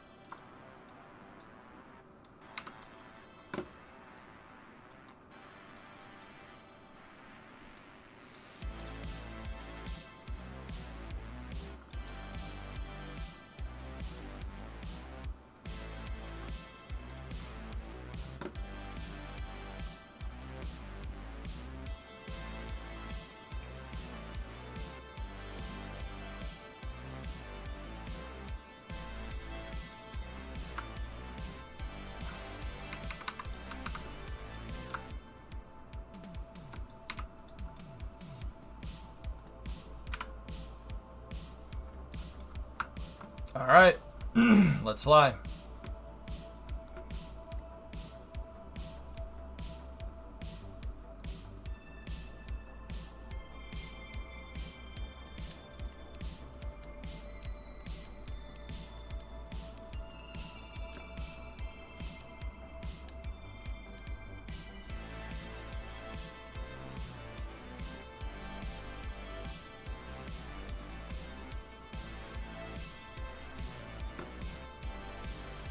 See what we got.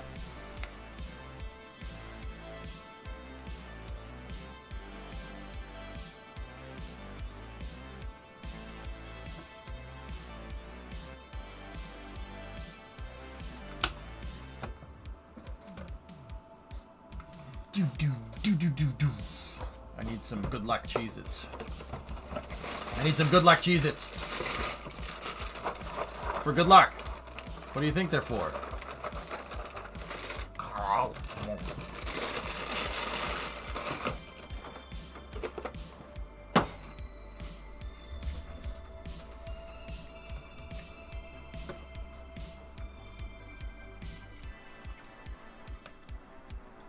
How's my week been? Great, man.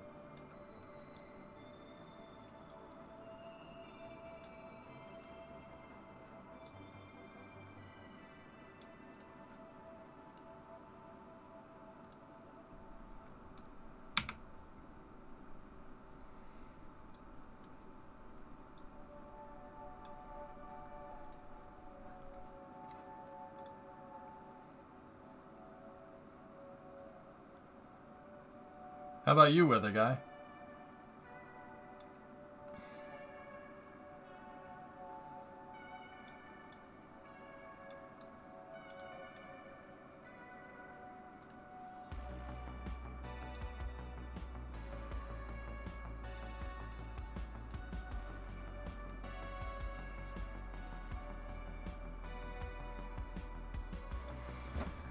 I gotta scrub. I gotta scrub. We gotta go back. Excited for tomorrow's final F1 race. Abu Dhabi. Been away on business, so I haven't dropped in. Been great though. New gig continues to be awesome. That's awesome, man.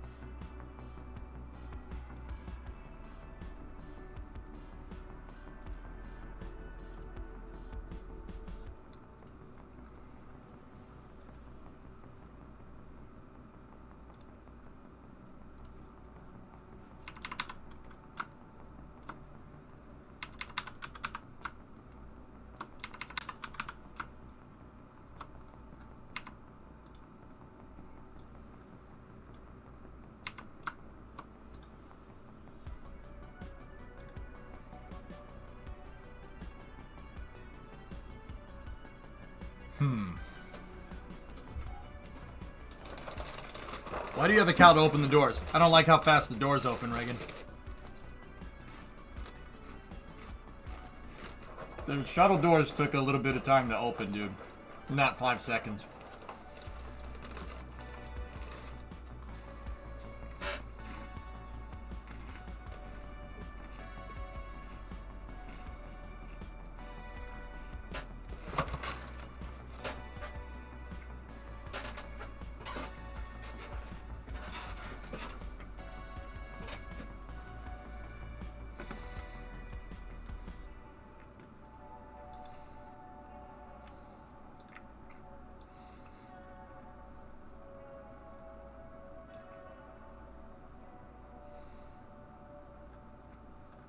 I mean, in reality, the drive motors on the PBDS, payload bay door system, in the ops manual takes long. I set it to 15 seconds, or 20 seconds. We'll see. We'll see. We'll see where she ends up.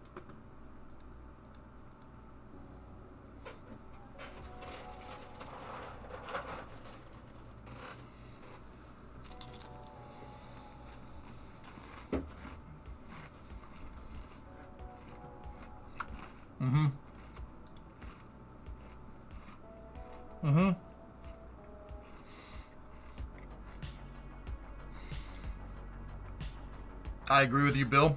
Yeah, it takes a second for the hydraulic system to kind of like prime itself, right? Secondly, Buck, I fell asleep watching it last night. Pretty cool, though.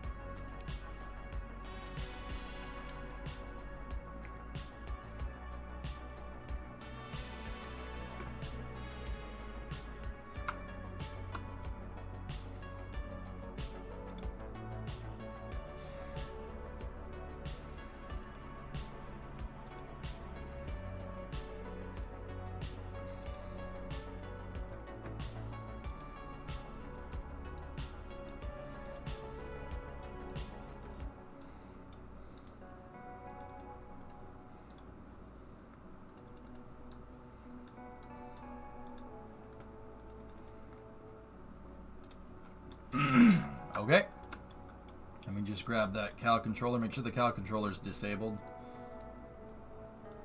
And in the closed position. Save. Switch it back over into the... That damn strut's still there. Switch it back over into here to make sure that our saves are uniform.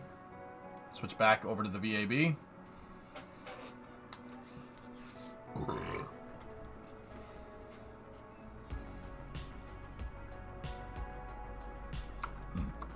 All right, dudes.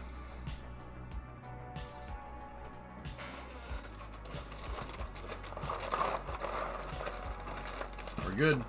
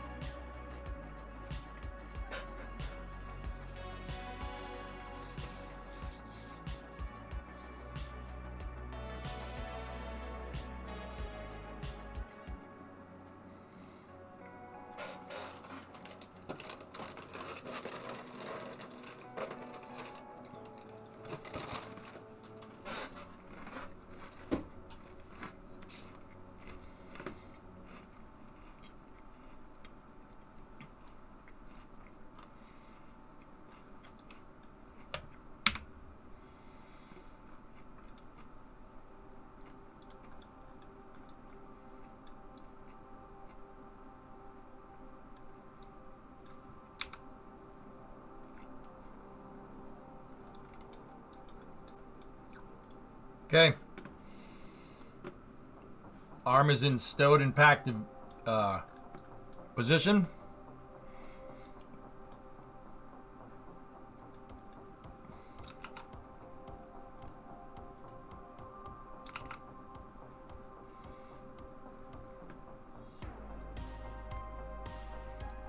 There's just a strut sitting on my screen there that won't go away.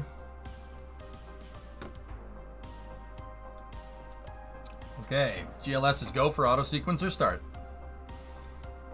And you have a go for auto sequencer start. Orbiter onboard computers have primary control of all vehicle critical functions. Yeah, I don't know what that's about. T-minus 10, 9, 8, 7, 6, 5, 4, 3, 2, 1. Booster ignition.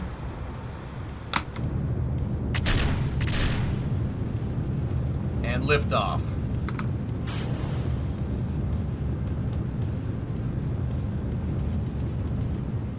Shuttle has cleared the pad, 9 tons of payload in our test manipulator system, making their way off the pad and into space here. Vehicle's now completed the roll program. Boosters in ignition!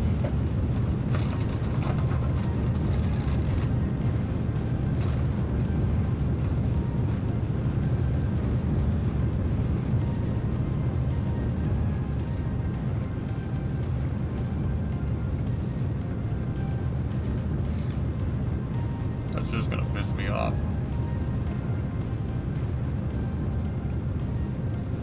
There, it's a strut. Throttling back for maximum dynamic pressure.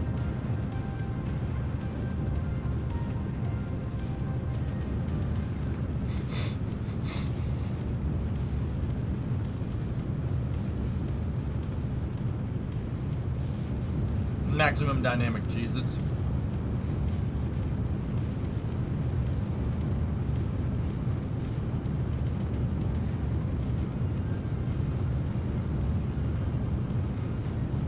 We have max Q. Stand by for the throttle up command here. Boosters are working perfectly. Single strut to orbit. Orbiter, go at throttle up. Copy, go at throttle up.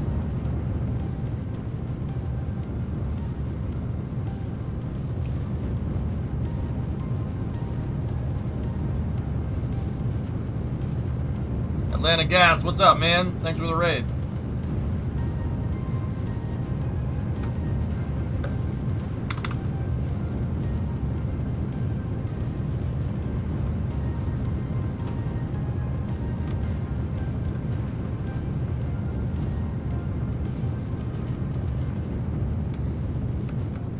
is now supersonic.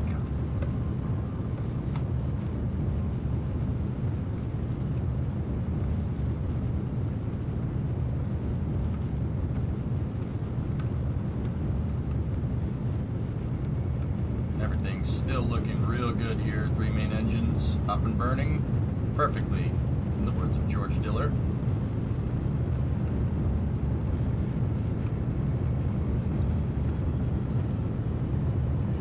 I'd like to remind everybody that that arm is basically held in with Kraken tech right now, and it's not moving around. We would know because we would see it flopping around in the payload bay door.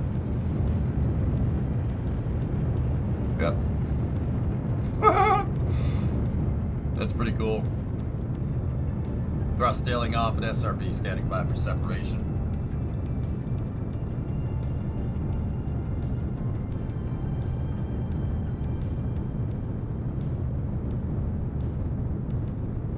She looks good, Joe. I'm really proud of this thing, man.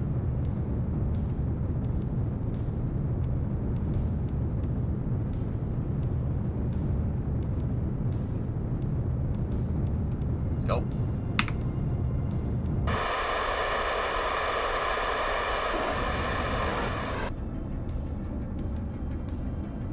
Good separation. 103 converge. Orbiter onboard computers commanding the main engine nozzles to swivel, aiming the shuttle for its precise target in space for main engine cutoff. Clock 2 minutes on the dot. Orbiter now traveling at 920 meters a second. We are 39 kilometers in altitude, 40 kilometers downrange.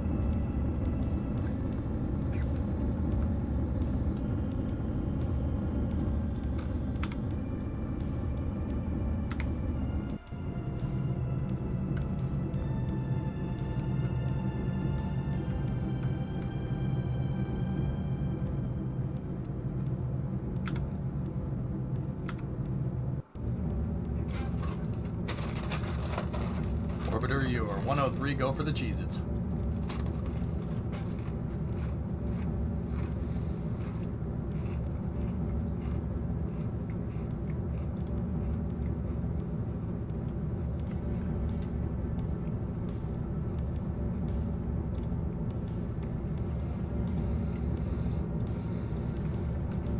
Pitch can stay on, it's fine.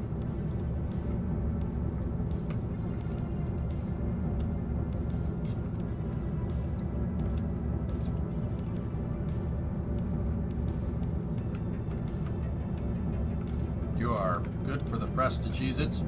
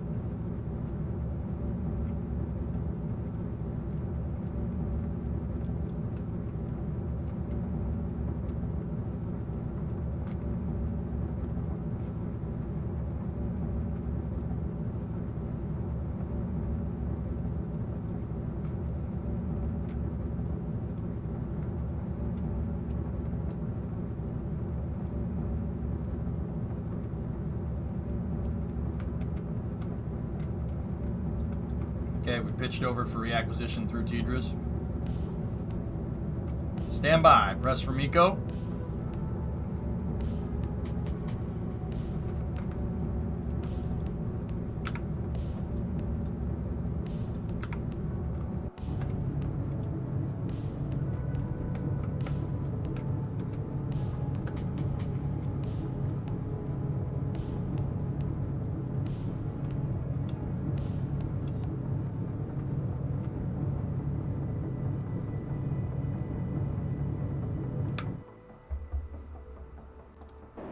Nominal MECO. Main engine shutdown. We have main engine shutdown here. Stand by for separation.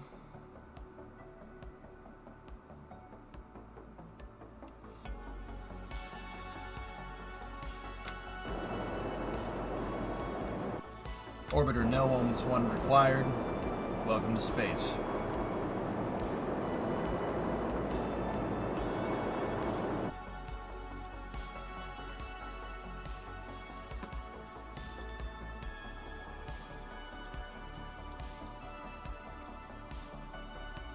(101/16). We got a nominal orbital insertion.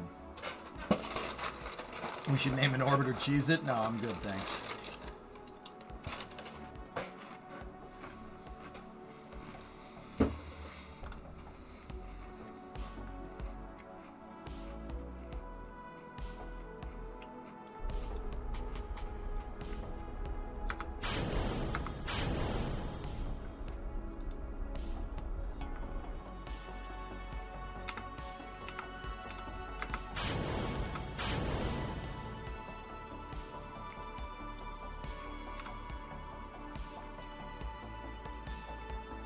Got 2 boosters coming down.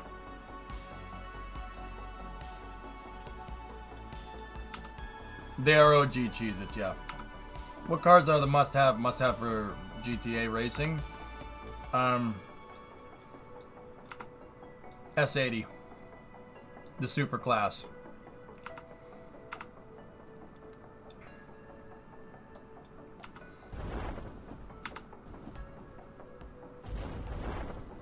We got a good drogue deploy.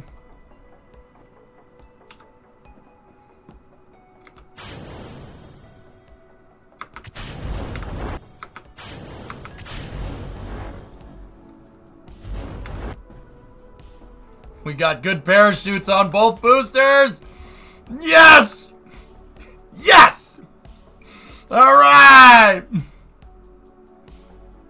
It's something from the inventory system.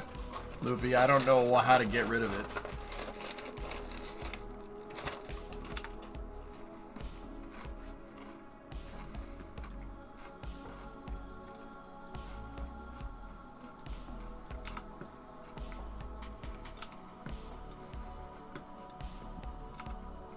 Dude, they're like perfectly in sync.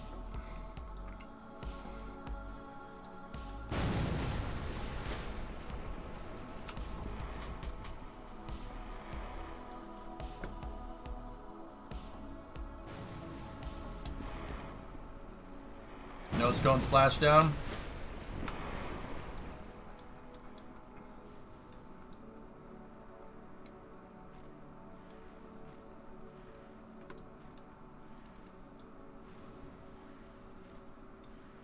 They de-rendered when we landed, but that's okay. They are down.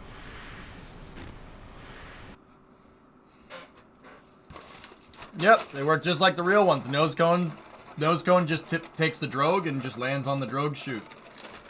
Strut splashdown.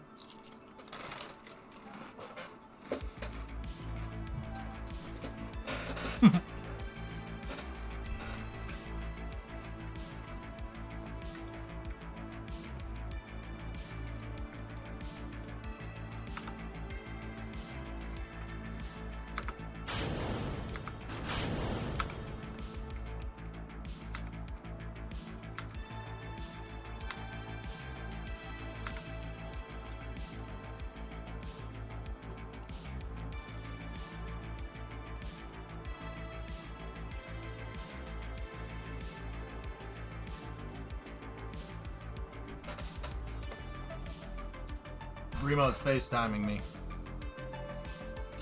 Hello, you're live on stream. Hi, stream. I just wanted to call and say I love you. Oh, I love you too. I miss you. And I love you. Love you too, sweetie. That's all. You can go back to the shuttle. Okay. Love you, baby. Love you. Bye. Bye.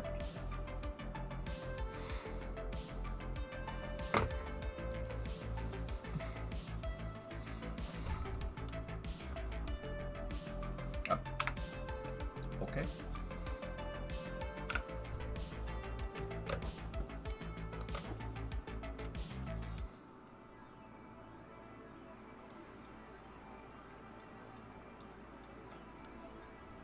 All right.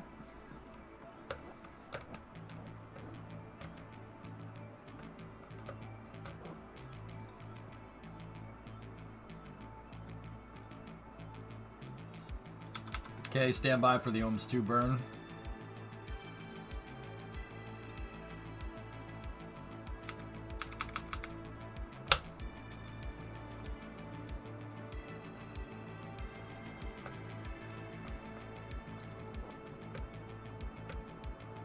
Showing good ohms 2 here.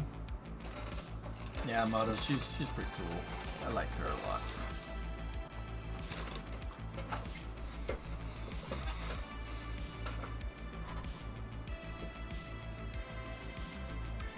What's the weight limit for the in real life shuttle RMS? It's the same as the payload capacity for the space shuttle. They engineered it to maximum payload capacity, Dragon. So it's 25 tons. The arm can move 25 tons around.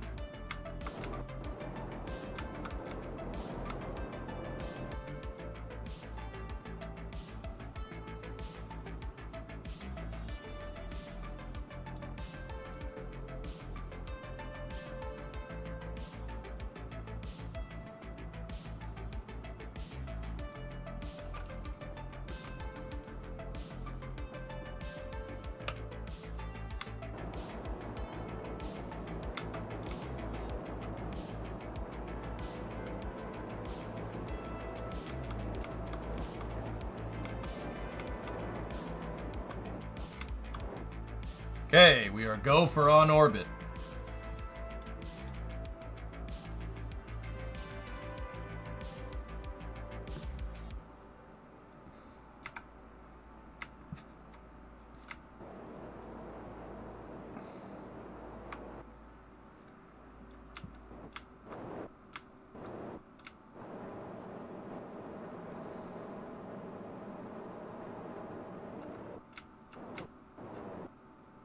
Okay.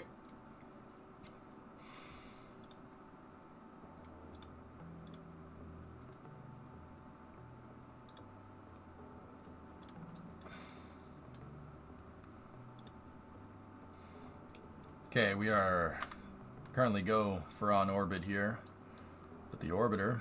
So we'll start flipping on the payload bay lights.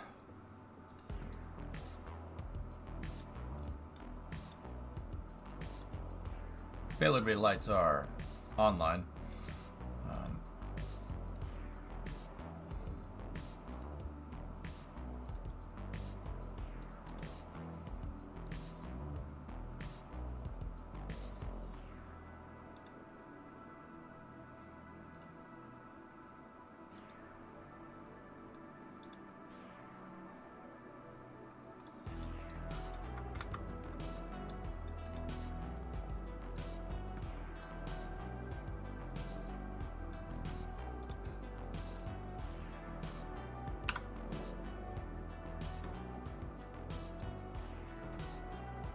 Can you enable payload bay lights with a cow? Sure.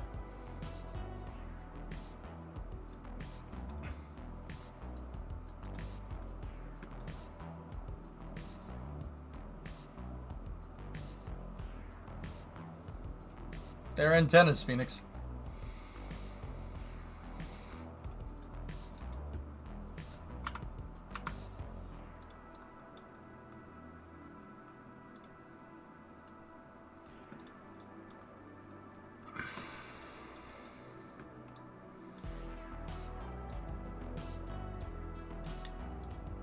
It was Rocket Guy's idea, to be honest. Okay, we're gonna shut down the ohms engine. Lock those gimbals for now. Actually, you know what? Leave the gimbals on just so I don't forget to activate those later. Okay.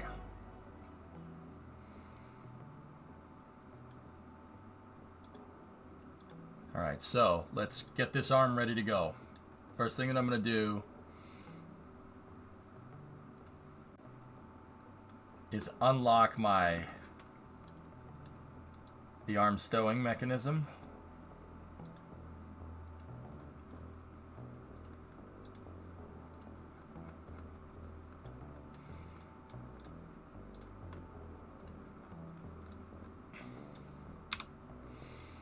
And And we will play... We'll play the controller, the NPM, which is the manipulator positioning mechanism, will move into position.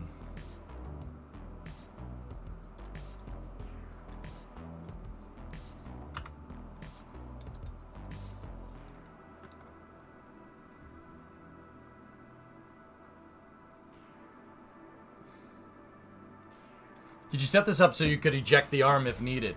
I don't have an ejector, no.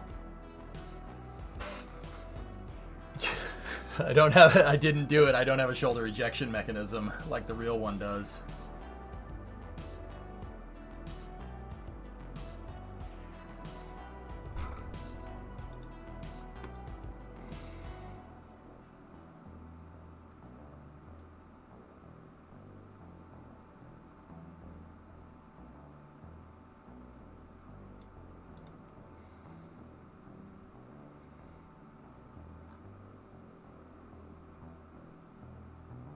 No arm jettison. Pfft, what is this, amateur hour?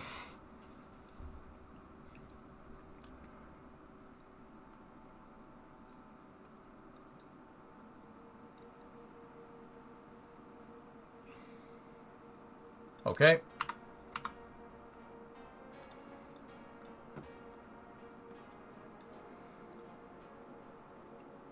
Disable that controller. Move that into the lock position.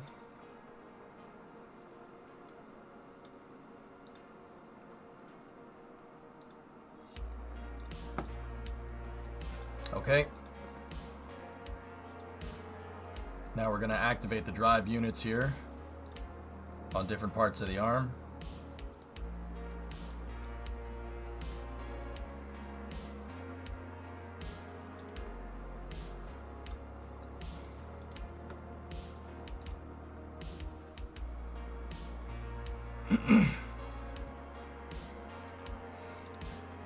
Okay, drive units on the arm are open, and now we will unlatch the NPM. Okay, the arm is in free float.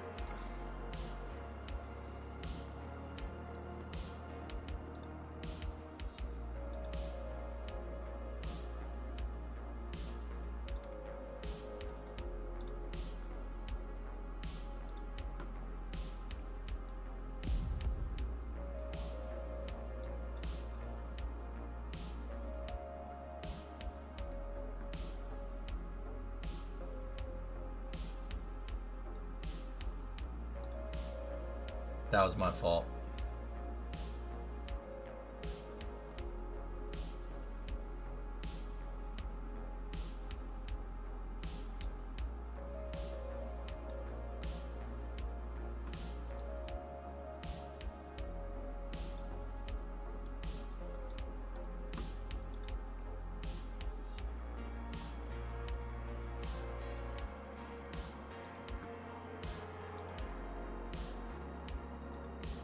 And if we wanted to stop doing that, all we got to do is just doop.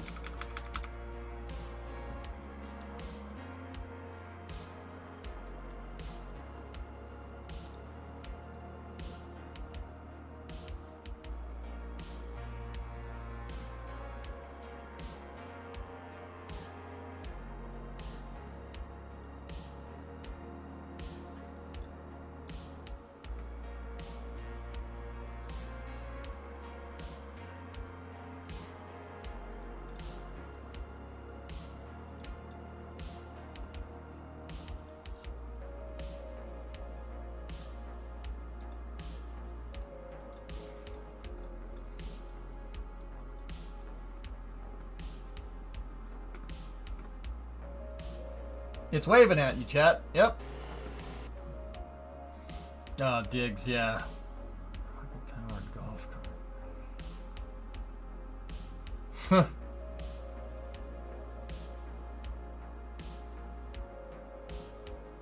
Neat. Yeah, Dino-san, this is what happens when we take our time. Do it right.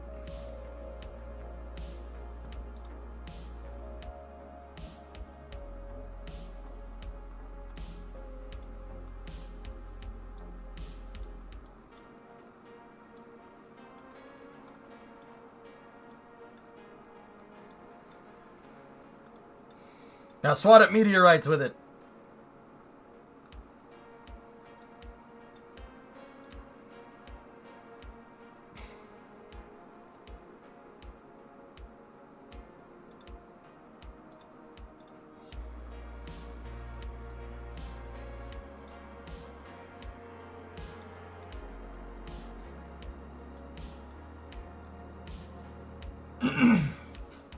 Hey, can you pick up Orion while you're out there? Yeah. Discovery, go at throttle up.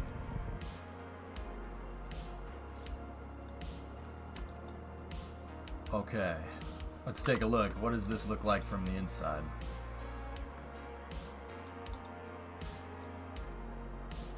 Oh, hey, come back here.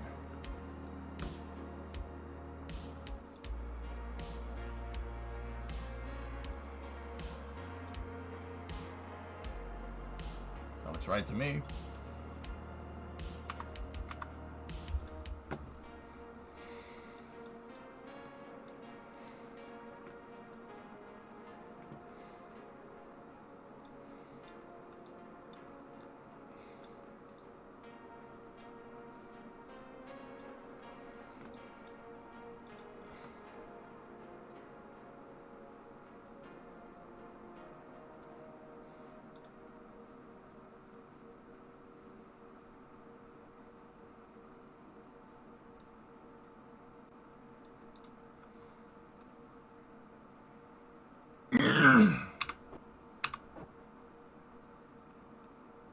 Okay.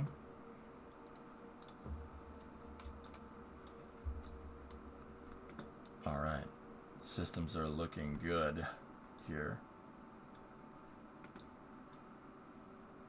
The shoulder positioning system and the elbow seem to be working pretty well here.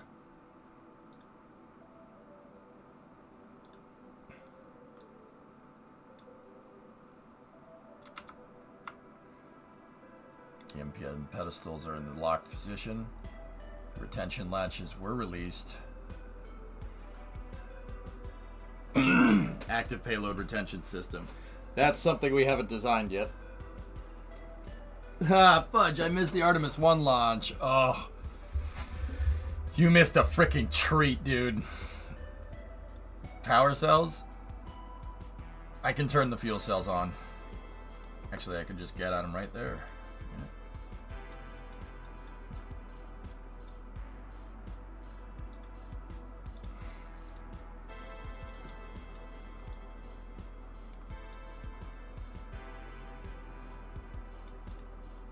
Fuel cells, COPVs.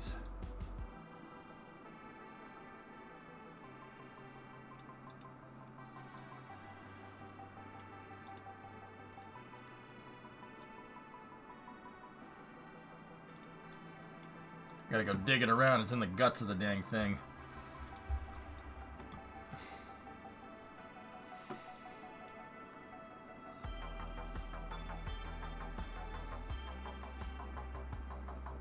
You're just making sure I know.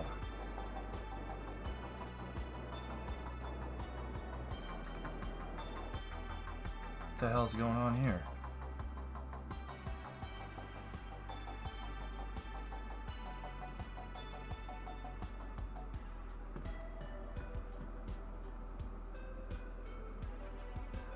Oh, the strut.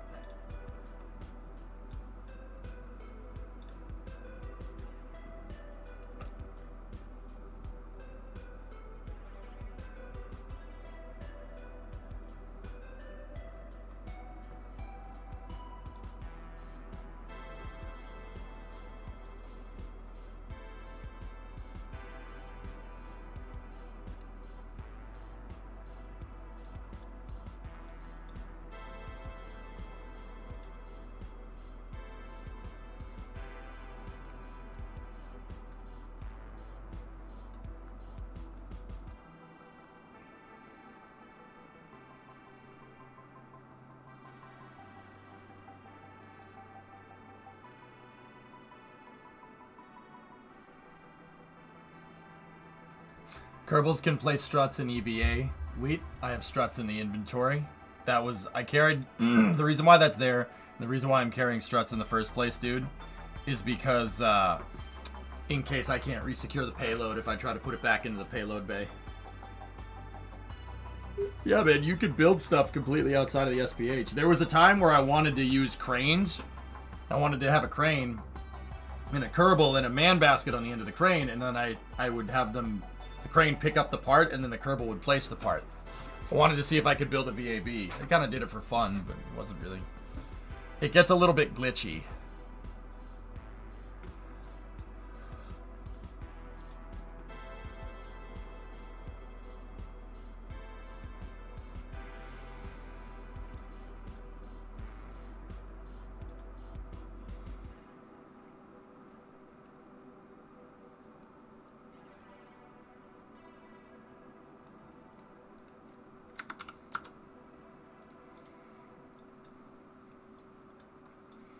Yeah, it's basically Kerbal attach. It's in the game, yep.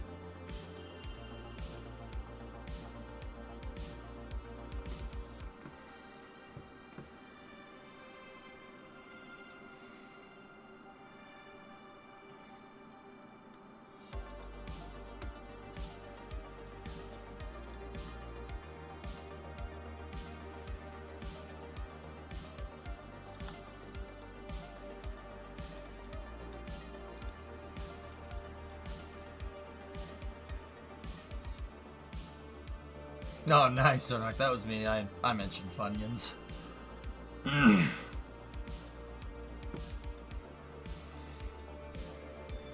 Buenos dias. What's up, man? Wonder how much velocity the arm could yeet that payload into space. I don't want to test that out. But I guess you'd have to take the mass of the payload and then the mass of the you'd have to take the mass of the payload and then the mass of the shuttle and then the torque from the gyroscopes and then figure out how much you could yeet that thing.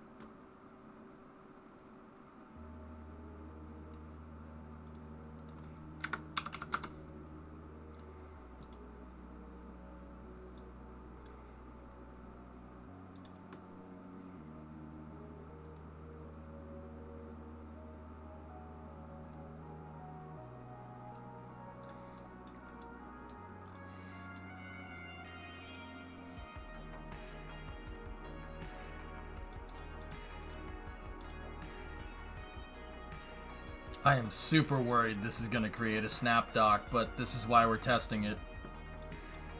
So, just in case it does, when we go to release, what I'm going to do is lock that. We're going to lock that. We're going to lock that. We're going to lock the wrist pin, wrist yaw, wrist roll, lock Loweman.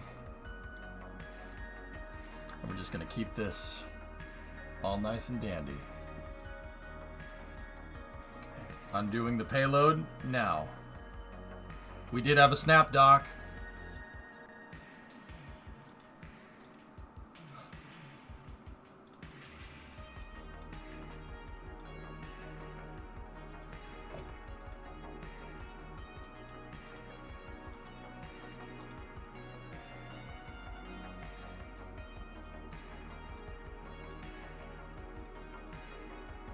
The struts stayed together.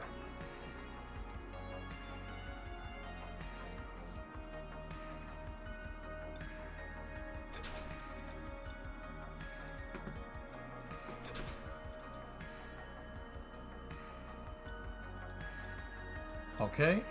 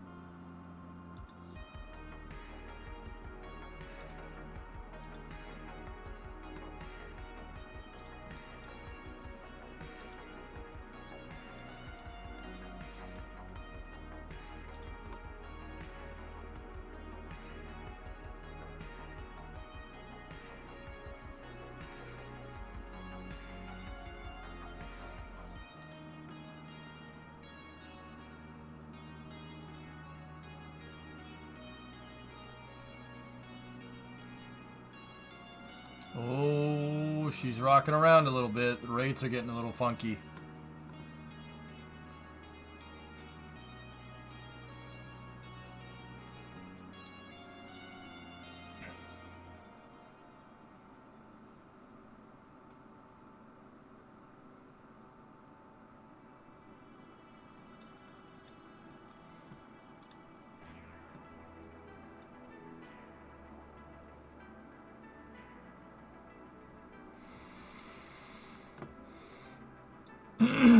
Now build the ISS. I wouldn't be doing this if I didn't plan on doing that, man.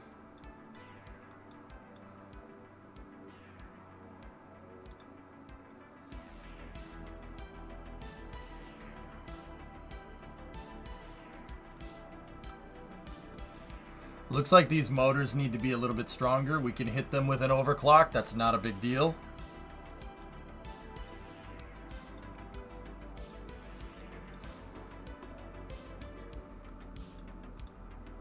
Nice Buran. Yeah, the exit's over there. Acton. Exit's over there if you wanna leave. It's 9 tons. We're pulling 9 tons right here, which is pretty, yeah, it is a lot.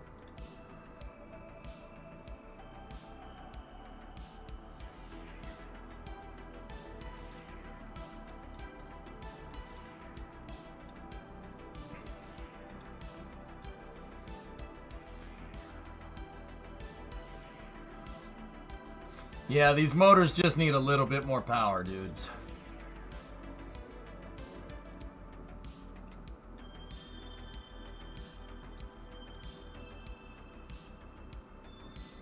The traverse rate is is grounded out, Louiso. It's the motor power. Traverse rate's at 1. Motor power sucks. You guys got any snow? I got nothing yet. No, by the time it got near the water, by the time it got near us, it basically dissipated once it crossed the Hudson, which is... Alright.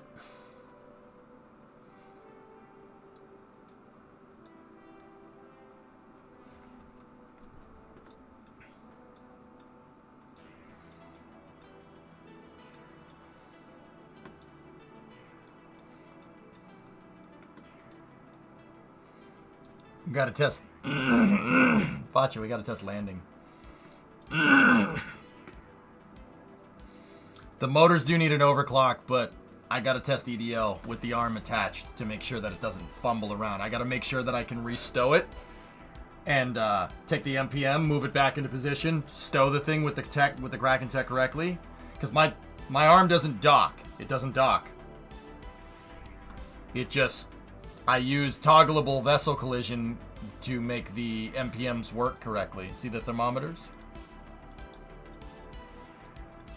You putting the payload back in then? No. No, we'll just let it fly.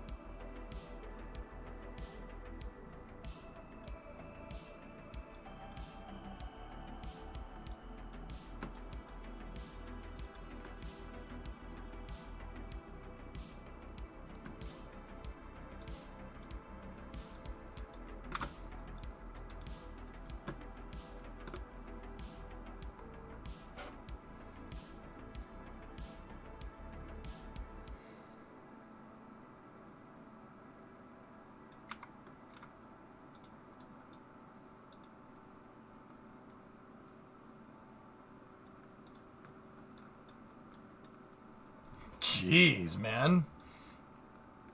Yeah, you got some real dexterity here. I'm really happy that we spent the time to see how the real arm moves.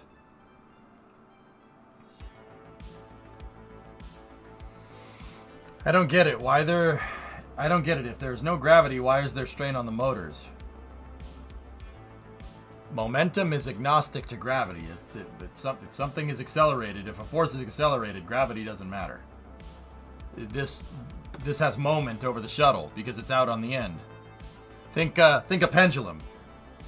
Think a pendulum, but it's a pendulum between two masses. It's the shuttle's balancing to stay on keel, right? And this thing, every time I move it, is making the SAS compensate. It has moment. Basically, yeah, Newton. Exactly, Airborne. You got it. You got it, man. Nice pictures, by the way, dude. They in fact were relevant to my interests.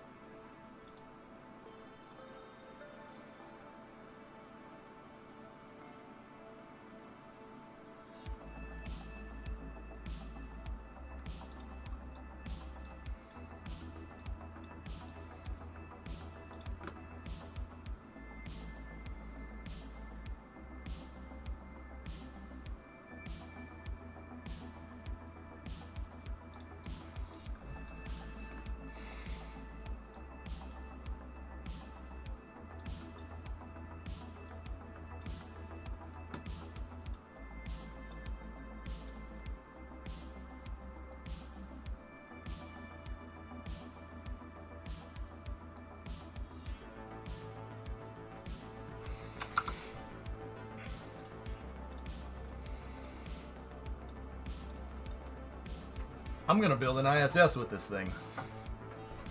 I'm gonna build a big space station with this thing, I think. Thanks, man. I'm glad you like him. No John Krause shots by any means, dude. That guy's got some skill, man. He came out well for being 12 miles away. I think you did just fine, dude.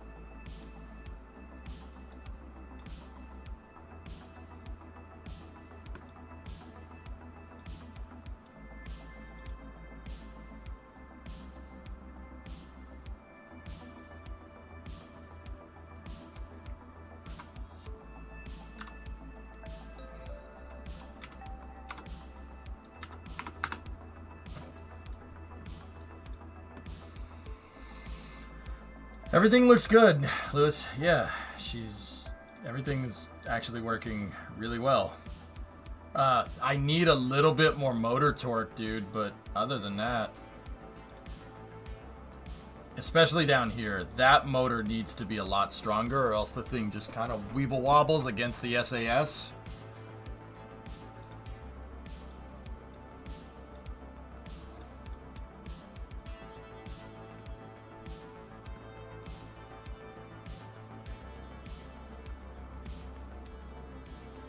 Of course, you made it to Arizona. That's not in the direction that you... yeah, I guess it is. Congratulations, man.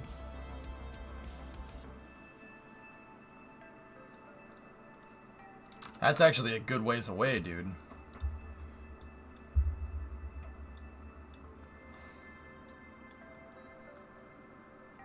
Will we develop an outline for the future mission? So, Adino-san, next week I'm streaming Monday and Tuesday. Monday is going to be a lot of Artemis stuff, I'm predicting. But Tuesday, the last stream before we head out for Thanksgiving, yeah, I'll start designing station components. I have some really good ideas, and I have some really nice station components. And guys, I'll probably end up using the ones that we used in Mission Mode 2, only with a couple of upgrades to them. The MM2 fairing station modules are very, very, very nice.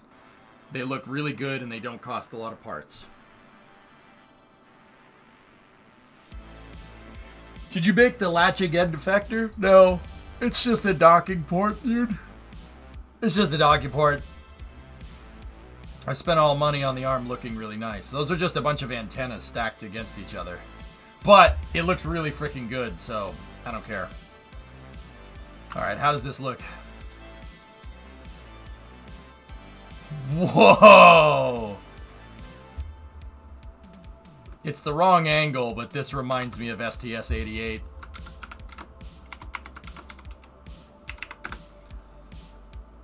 There's a really famous picture that was taken in the back of the shuttle's payload bay during STS-88 where the shuttle's arm, they took the space shuttle's arm, took the module out of its payload bay, attached a module to its own docking port, locked that in position, and then the shuttle the shuttle maneuvered around with a space station module attached to its docking port, and then went and grabbed the Russian Zarya. It grabbed the Russian Zarya module and then docked those two together and coupled the first two modules for the ISS.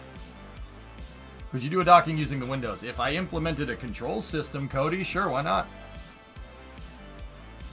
Yeah, no need to redesign the wheel, just finesse stuff a bit. Snap docking doesn't seem to be as big of a problem up here as it does down on the surface passing, so I'm not too worried. But I don't want to overdo it. We'd have to prove it, you know? Uh-oh. Alright. Relax, baby.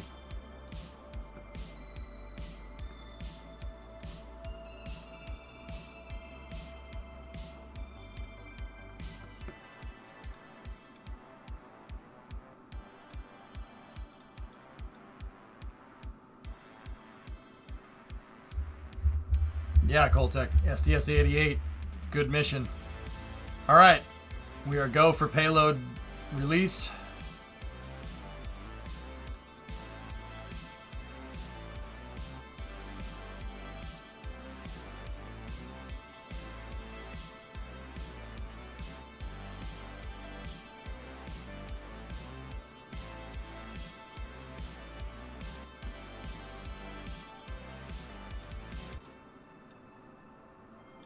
See what the arm's doing? See, it's kind of, when I let it go, it kind of went like this. That's no good. That means the drive motors were bending a little bit. It was compensating, which was not ideal. Would docking two ports work with this? You can do double docking, but you still have to worry about the hierarchy, man. You're just going to leave space junk up there? SMH my head. This is just a simulation, Mank. It's all in your mind. Okay. Let's go down the arm, start our stowing procedures, set that to 0, set the wrist roll control to 0, wrist yaw control is locked, wrist pin control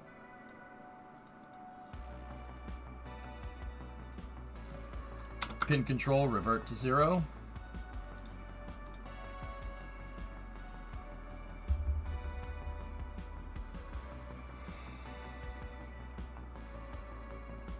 Roll control 0, we will lock that out.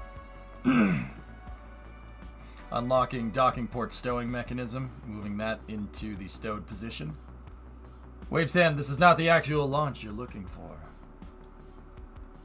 So in reality, they would have cameras. They have a camera here, and then there's a camera on a pivot that's right here, so they could pivot and look at what they're docking to. So like you could control cameras right here. You could have there would be a camera right here and stuff. It's actually pretty cool.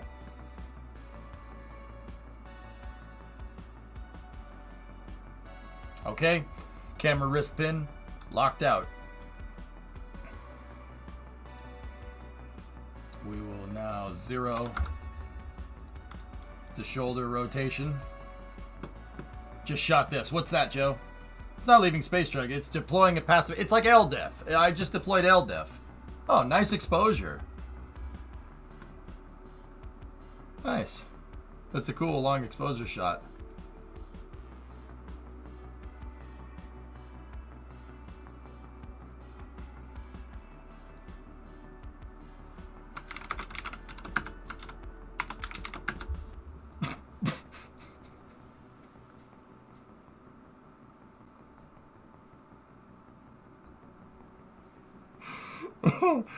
Okay. That's inappropriate. That's people be messaging me stupid memes in the middle of the stream, dude. Okay. Alright, so let's move this into the 90. Actually, we don't want to go full 90 with that. Let's go to 70. And then move that one into the 0 position. Was it predominant? Nah. Oh, dude. For a second there, I was like, wait, what's that thing? I know about the strut, but what's that? It's the payload I just deployed.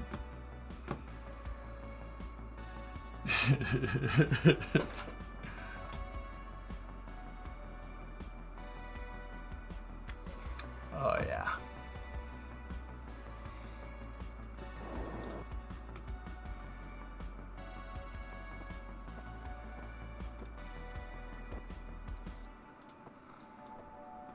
Yeah, the shuttle can maneuver around with the arm deployed as long as it's in low Z thrust. So like the Kerbal equivalent, I guess, would be like fine control.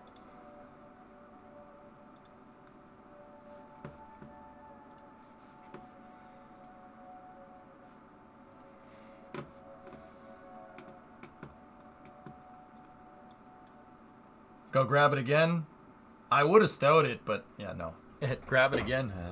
I don't want to do that. What did I do? You did nothing. They're trying to Yargnit you, dude. Stabu. They're trying to Stabu you. All right, let's bring her down.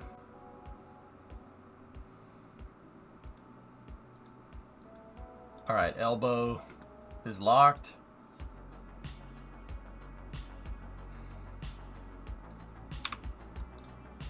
Okay.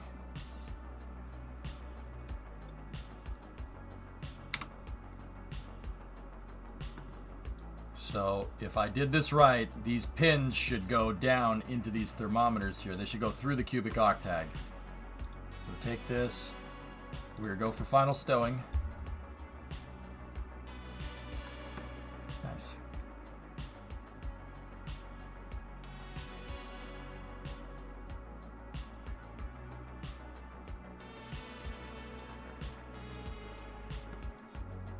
And then if I hit 1, it locked! Hell yeah! Alright! Nice! She locked in, dude! The pins, I have toggle same vessel collision. It's hybrid tech and it locked the arm in place. You see it lock? Hell yeah! That's just like the real one. That's what the real one does. There's pins riding on the bottom of the arm and it grabs at it. That's freaking sweet, dude! Yeah, that's really cool! Oh yeah, that strut's really broken. Disconnect. Oh, okay. I hope we didn't break something. Nope. Okay.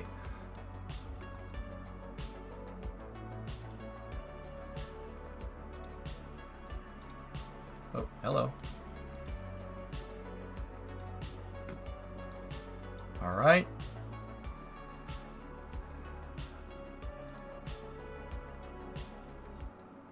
Okay, we gotta go over here like this.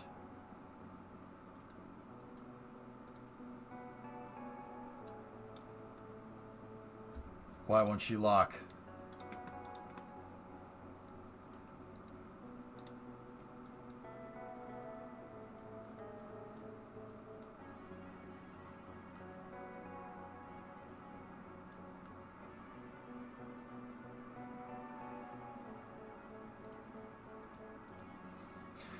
Pin won't lock. The shoulder pin. No airlock? No, you could configure it. You had to add the airlock, dude. Looks out at the payload. Where is it? Payload actually should be behind and below me.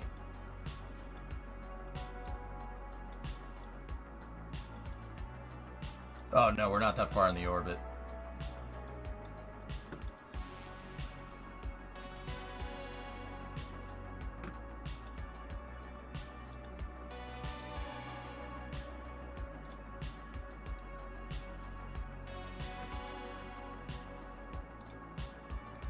Okay, I undid the elbow, and then that allowed us to lock. All arm servos are locked into position. Let's reverse the direction on the MPM. What is that thing called again? Manipulator retention mechanism. Or manipulator positioning mechanism? No. Whatever. It's fine. Okay.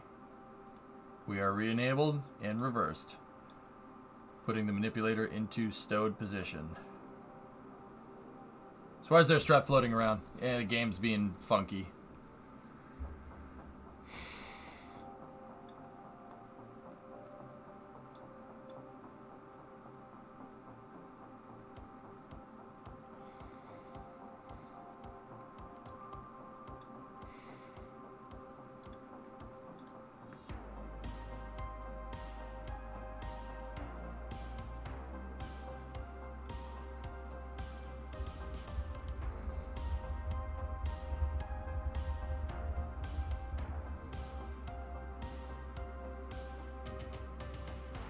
Oh yeah, Dino-san? Yeah.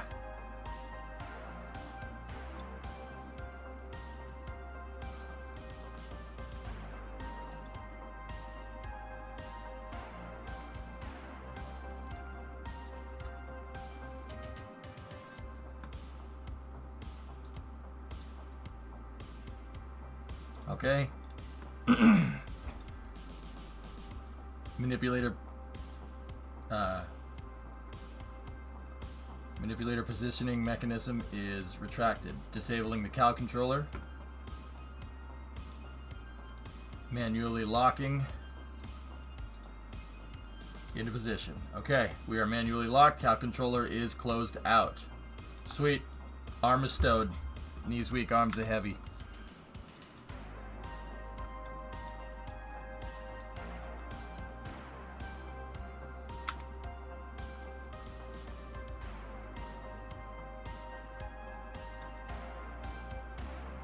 Word.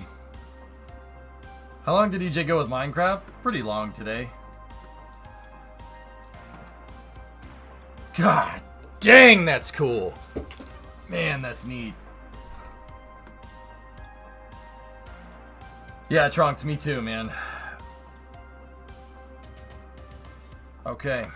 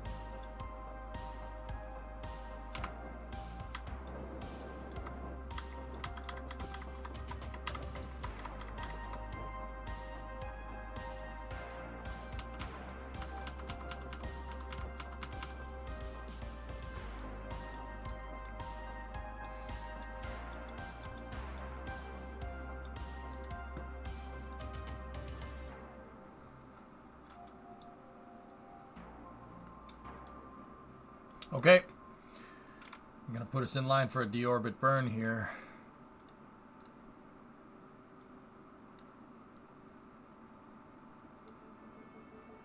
$60 meters a second dialed in.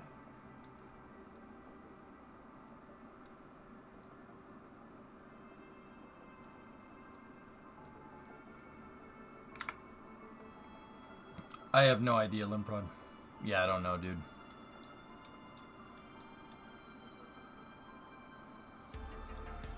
Okay, got 13 minutes until that deorbit burn, give or take. Actually, that needs to be over here somewhere.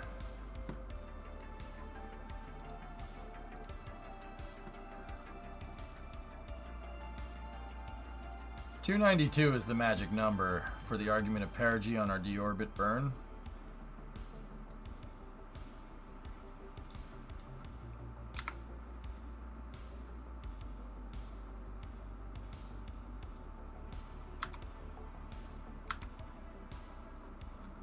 Can I see the positioning of your thrusters? So RJ, get an I-beam. Okay, get an I-beam. Make a long I-beam line of, or just make a ruler with a strut or whatever. And then attach that to a part that is on your shuttle center of mass, and then rotate it and try to draw a line between your back RCS, the center of mass, and your front RCS. If it's not aligned, yeah, you're not going to get the control that you want. Mine, actually, believe it or not, is a little bit misaligned, which is why I'm telling you to do this, because I need to do this too. Mine's close. These are in that configuration for CTS NG, which is CTS 4. This is CTS 5. I didn't really change them too much. But they're not dialed. They aren't dialed in. That's important to understand.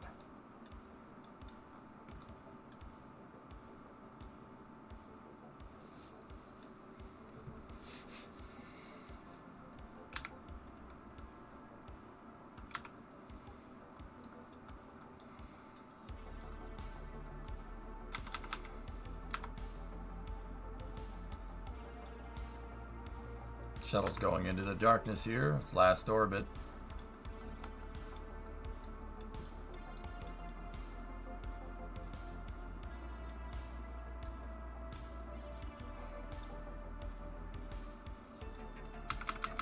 Okay.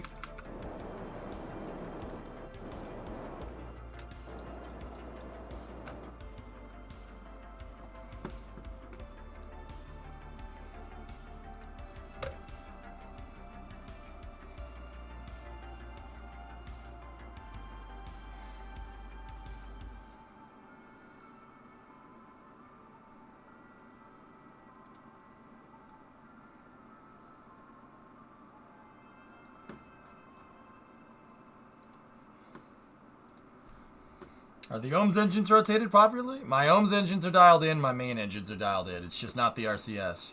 Actually, Cody, I'm not sure if we ever did the OMS. I don't think so, but you know what's crazy, dude? Look at that. Look at the arm. The arm is not moving. You see that? We're just kind of jerking this thing all around. Nothing. Just sits there. And that's what I wanted. Okay. 2 minutes to the burn. We are go for payload bay door close. Drive motors on the payload bay doors have been engaged. Looks like they fixed Railroads Online. Plans? I'm not playing Railroads Online, dude. Too much drama with the development team.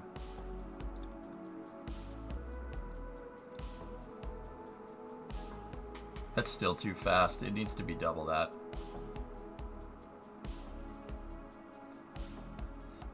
Okay, guys, patch notes. Change payload bay deployment length to 40.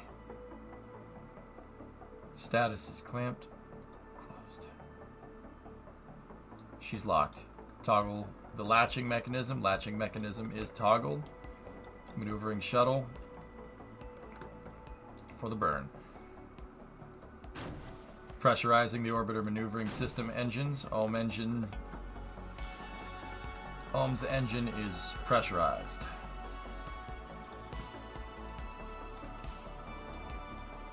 Jiggle your arm. No.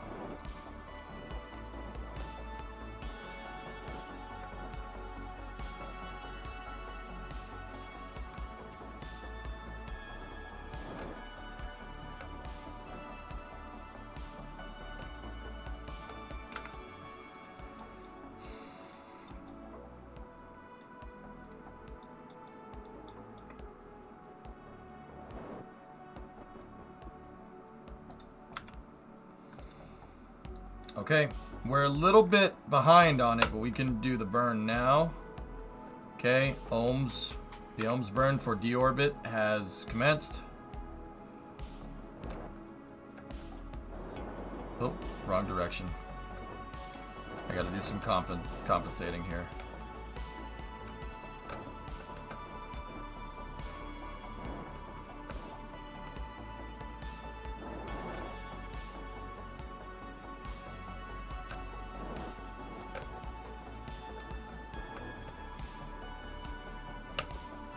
Okay. Deorbit burn on time and nominal.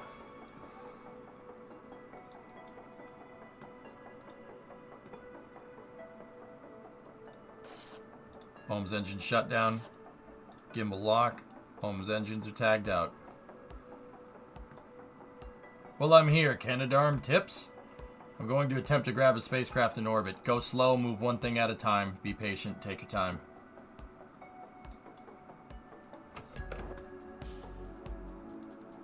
Slow is smooth, smooth is fast.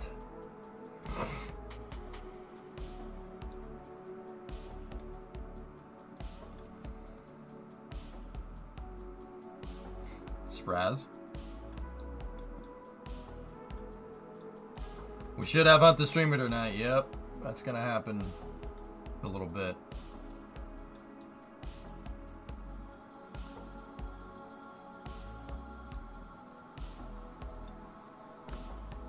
Here goes the payload.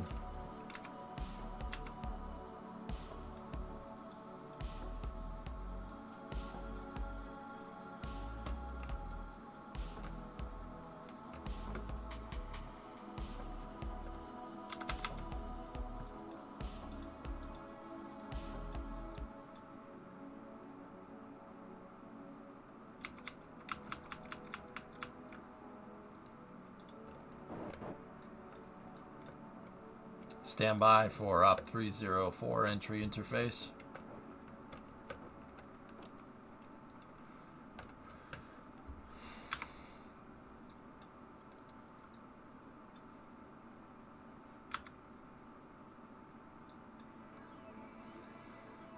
It's a UI glitch in the game, Flatcha. Yeah, just ignore it.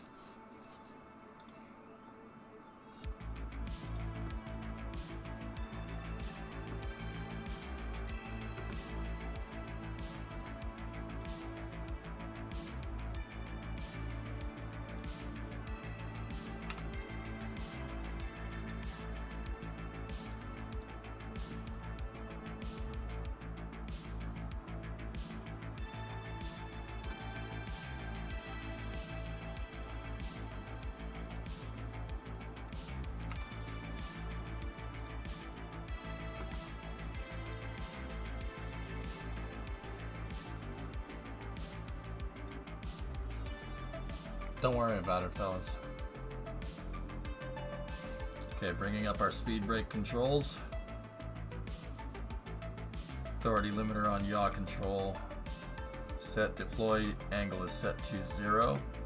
Body flap control, deploy angle set to 0 out of the box. Authority limiters, I gotta change those. They don't need to be set to anything. Okay. Our yaw trim, or roll trim here is, make sure we're set there, 15, set to 15, 0 deploy angle on our roll trim. Roll is not activated right now. Authority limiter is 25. No need, 8 degree deploy angle is fine, that's okay. Alright, cool. That little guy, I wouldn't worry about that little guy.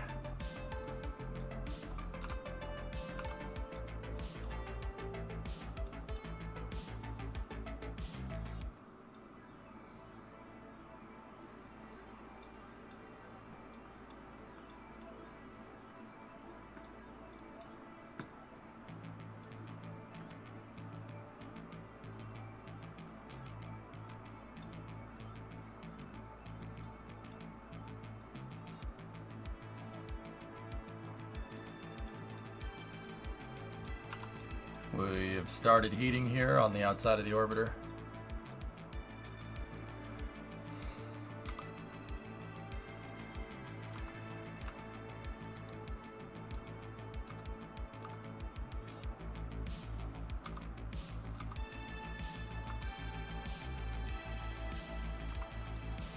Thanks, Evil Rays. I appreciate it, man. So I'm really trying to see if this thing, we can land and move around and fly around with this thing without it breaking, without the hybrid tech. Without the hybrid tech not holding it in place. I mean, we'll know if it's not working because it will break.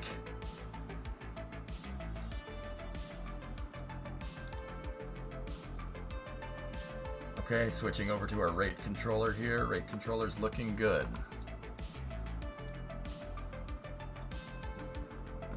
Panels are flexing the heat.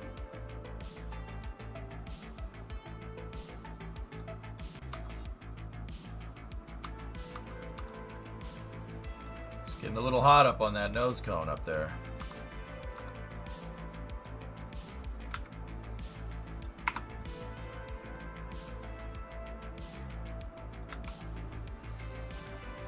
That's right, Nova.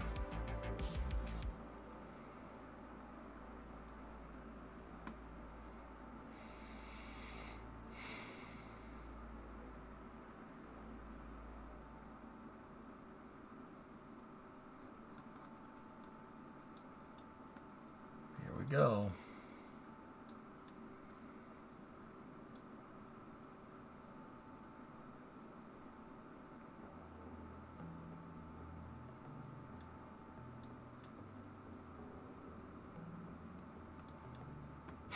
Well, that looks pretty neat.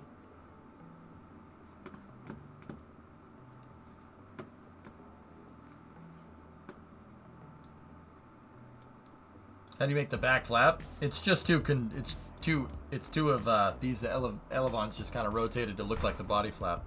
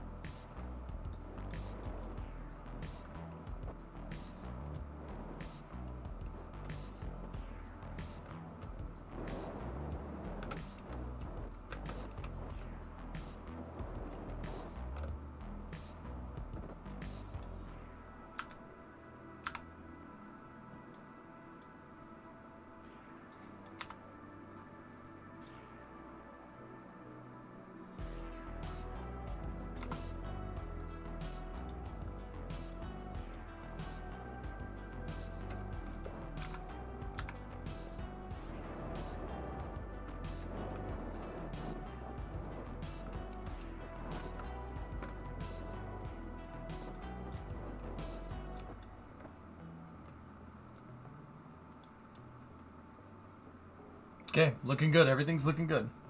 Yeah, I'm wondering if that roll is because of something with the arm, because it's rolling to the side that the arm is on.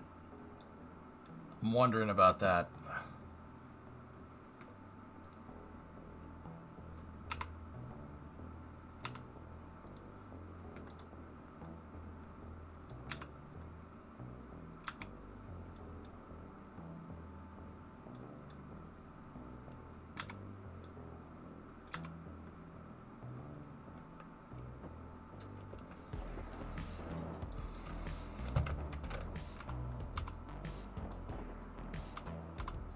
Okay, thermal is looking good.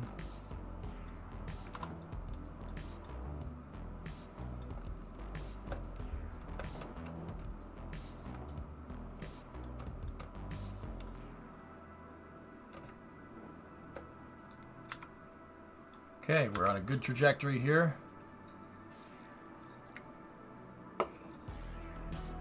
I've done it before, Cody, but we don't have wires in this game, so you're going to have to make something that kind of fudges it.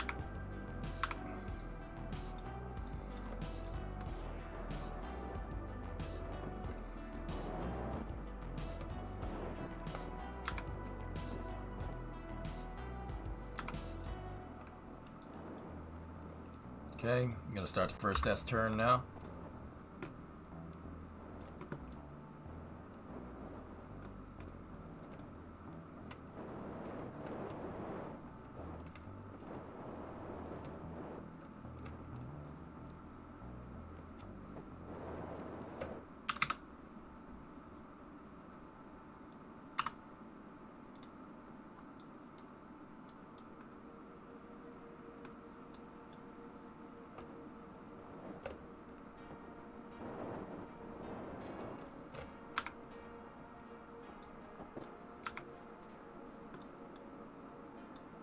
She's looking good. Yeah, Louiso, yeah, we could do that. We could move some of the fuel cells to the other side to give it some nice balance. It's not a bad idea.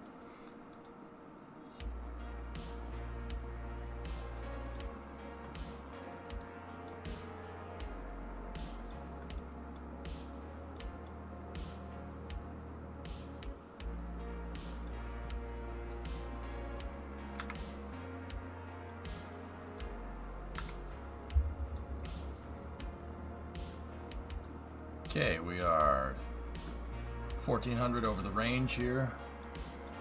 Hey, optimal. Something like that, Bone Sister, yeah.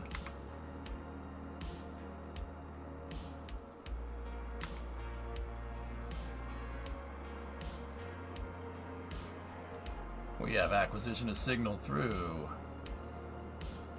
KSC here. Coming out of peak heating, or coming out of heating.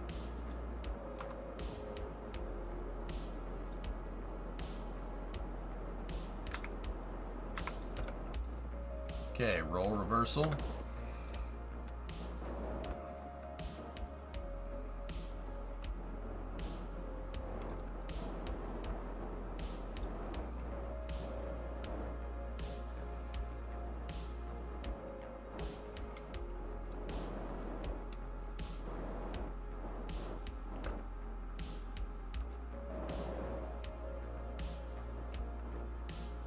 Getting sick yet?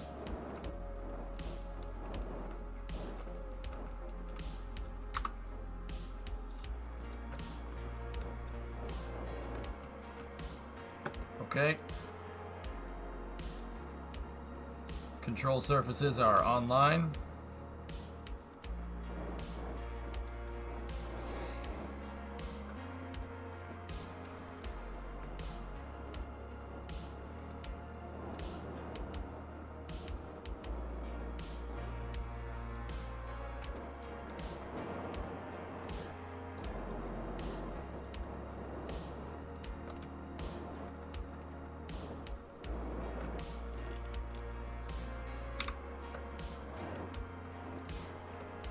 Okay, RCS shut down.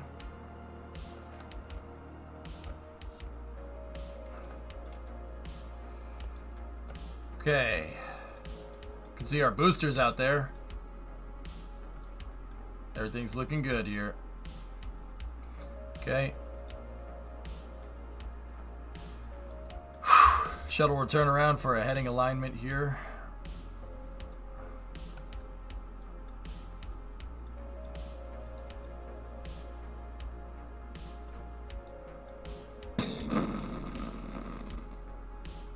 Sonic booms heard at the Kerbal Space Center.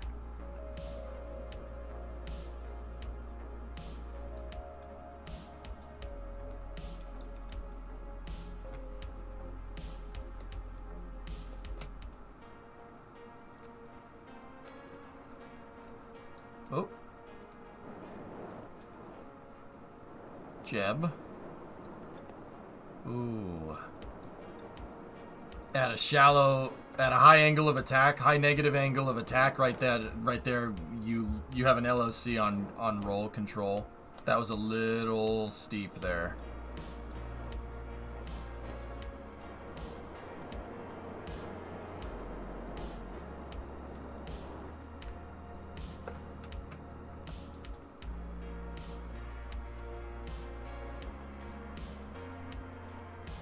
That was a little steep on my part. And I almost lost it. I had to turn the RCS back on, or else we would have spun out of control.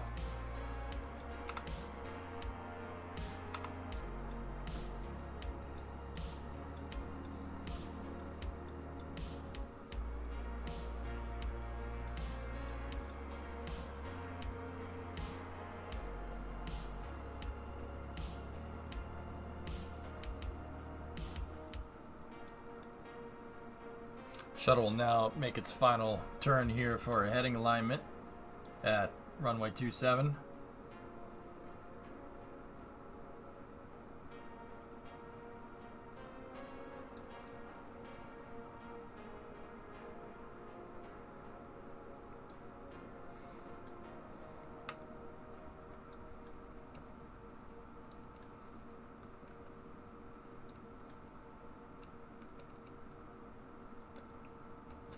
Okay, the orbiter's making its final alignment here for the runway, preparation for landing.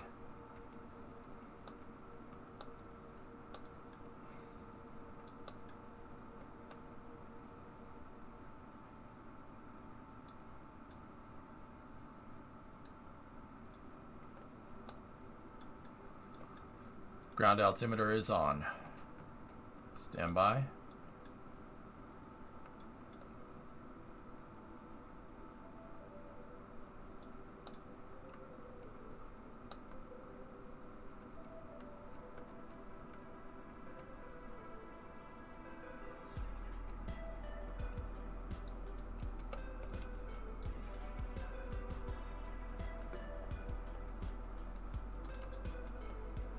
Okay, we're aligned on the runway, aligned on 27. Gear coming. Gears down.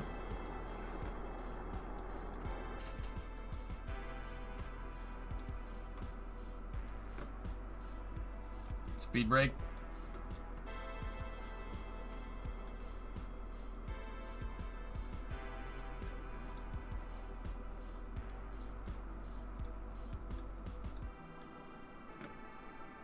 Touchdown.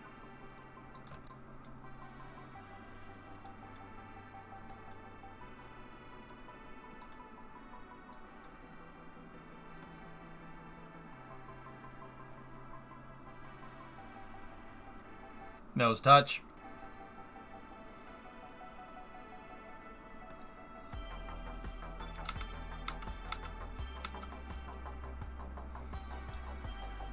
Chat, orbiter's on the rollout.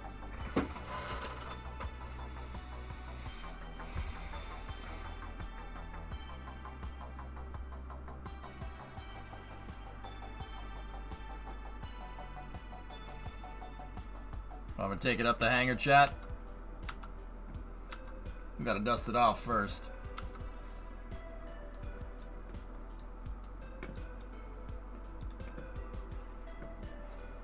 Okay, convoy 1, wheel stop on the orbiter. Wheel stop. Saving out control surfaces. Speed brake set to 0. Body flap set to 0.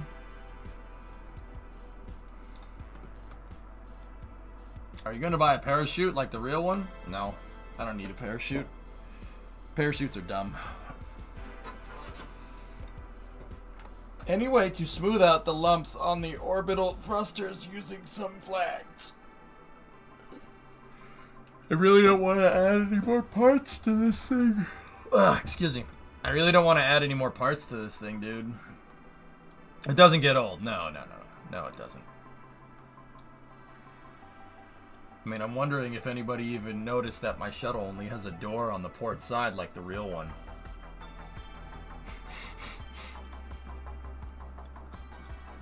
Yeah, you never even noticed.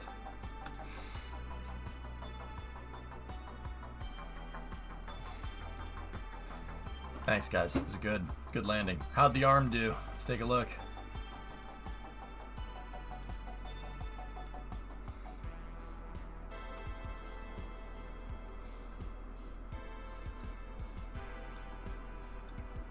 So, build a crawler in the mobile launcher?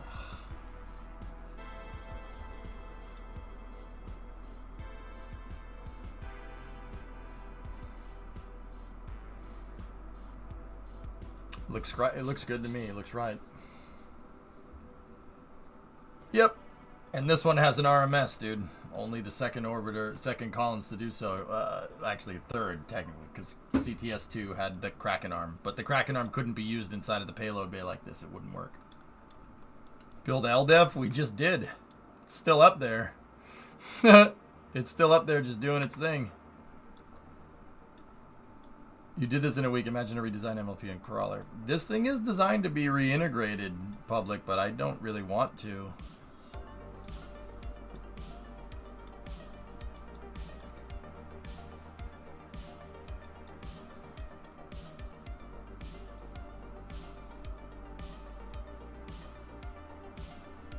Did you... Oh, yeah, you did the antenna thing. Yeah, Rocket Guy, I did. I took it, dude. I liked it. I love the fuel lines are good, and the fuel lines are less parts, but you're screwing with physics-less parts. It doesn't mess with it. It doesn't mess with it too much. But yeah, I got my. Dude, we did some pretty cool stuff with this thing.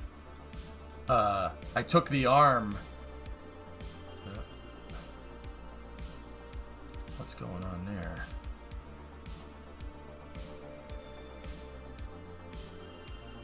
The arm did drift just a little bit.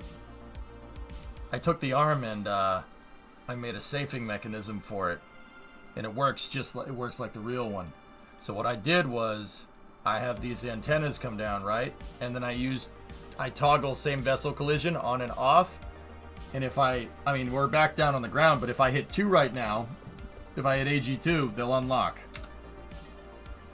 And it didn't do anything because it didn't do anything because the arm is sitting in it's sitting on its bearings with an RCS ball right there. See that?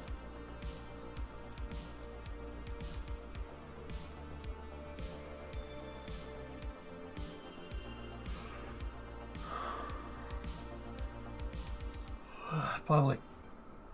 Relax. So yeah, we just went up and manipulated 9 tons. Deployed it out of the payload bay, and then I brought it back down. I wanted to see how the arm did through EDL, and apparently it's fine. I noticed that these drive motors, the drive motors here on the real arm are geared like crazy. They are geared like with a planetary set.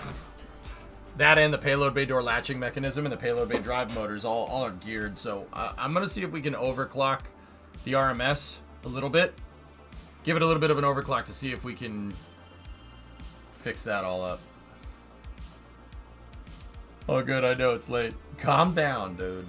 I said I wouldn't build a pad, dude. If I build a pad, if we take the time to build a pad, public, now don't get me wrong, I'd probably get it done pretty damn quick, right? But think about it, dude. If I go to build a pad right now, it's going to take me another month. Takes me another month, and it's the holidays, right? So I really only have about 3 weeks. So that means at the beginning of 2023, maybe, if I'm lucky, we have a pad that works in a shuttle, an operational shuttle program, and then we have it for a month. And then Kerbal comes out. Screw that. Screw that, dude. No. I'd rather just get the shuttle working and then go do cool stuff up in space. Why is there a gray panel on the back of the payload bay? It is a testament to my older shuttle designs where I made payload bays out of panels.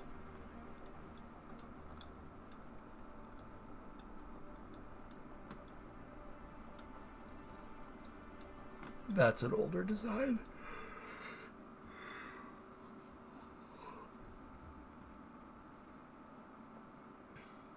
So, public, the idea is that I'm designing this shuttle. The shuttle is entirely designed to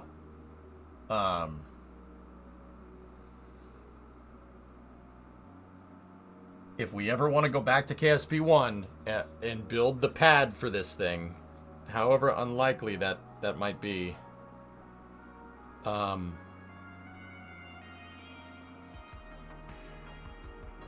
We can.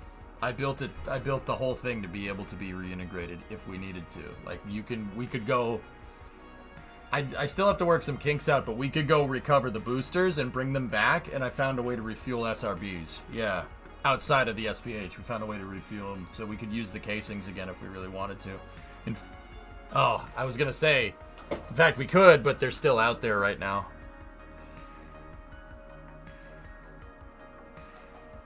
What's the first thing you're gonna build in KSP2?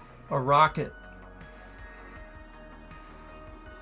So you found a way to refuel SRBs? Yeah. It gets a little bit weird with the game physics, but yeah, you can.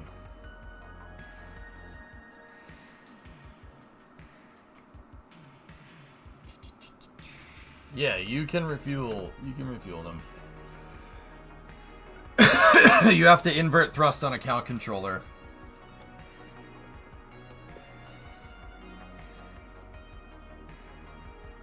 Yeah, passing. I'm not going to.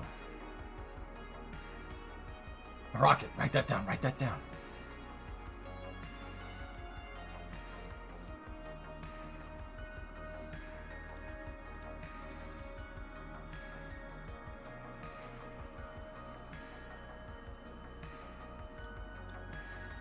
There she is.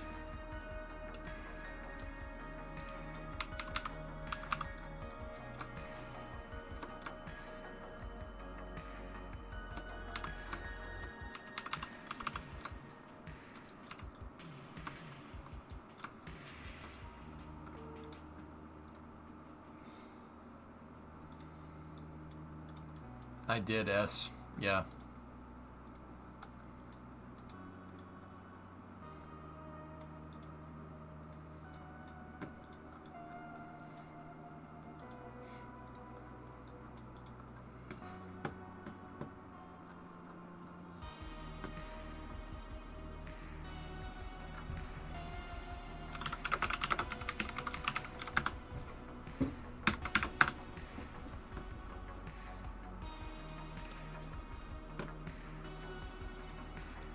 Yeah, I got nukes. I think so.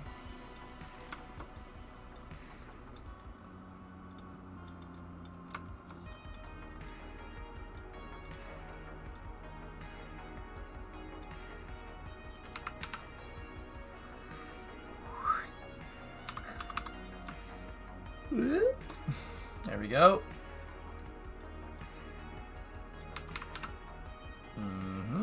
I'll just put that fuel cell over there to balance that open. There we go. First thing we needed to figure out is we needed to double that. That thing is way too fast still. And then just enable the controller. Open that up. There we go. Yeah, that's why there's a panel back there. The first shuttle that I ever made, Cody, back in 2013. Yeah. Summer of 2013, I think. Yeah, I made payload bay doors out of panels because there was no Mark III cockpit in the game. So I made a shuttle. Hold on, bro.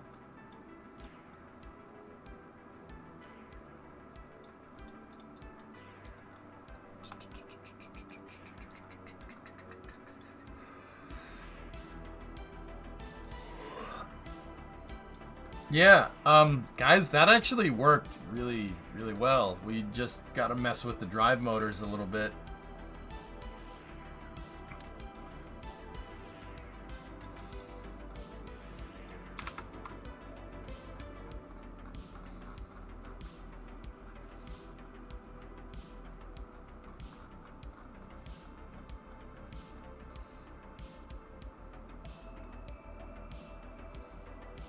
Yeah, see, these things have several power amplifiers. There's basically an inverter attached to each motor. You see that? So yeah, these things can really put out some torque.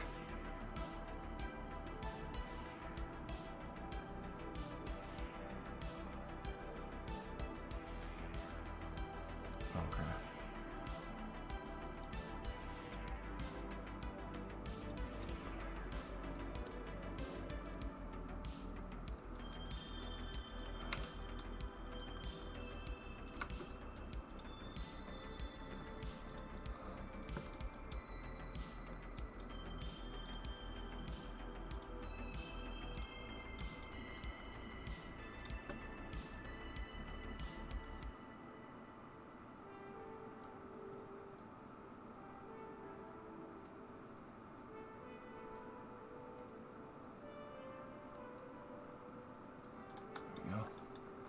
Is that made with antennas? It is, Jim. Yeah, they're Communicatron 8888s.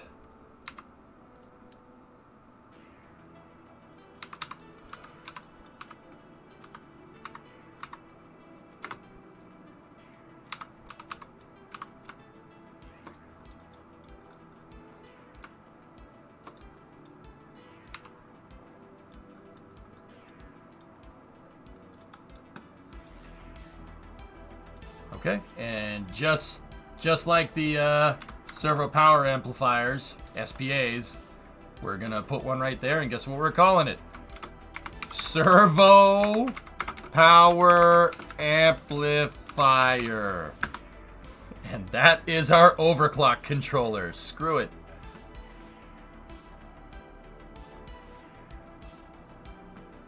This thing has antenna range for the whole system. Yeah, they're not deployed though.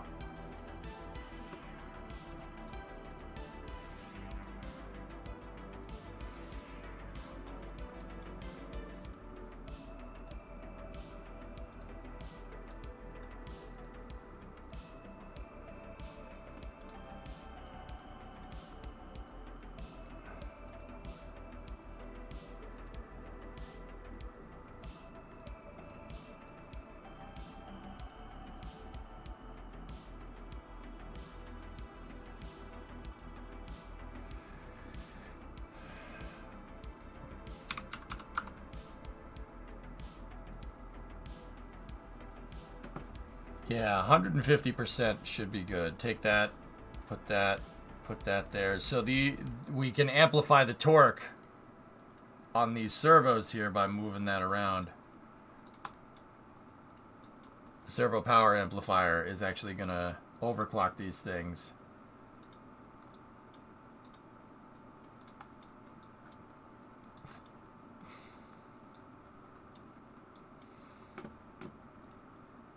What's that say? SLS will never fly. Servocito, cuz! I love this button!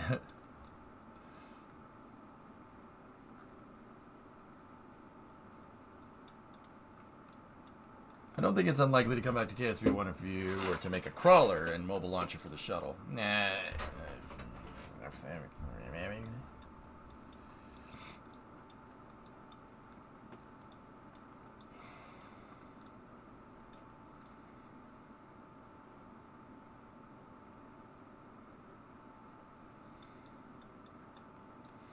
And that does not get in the way.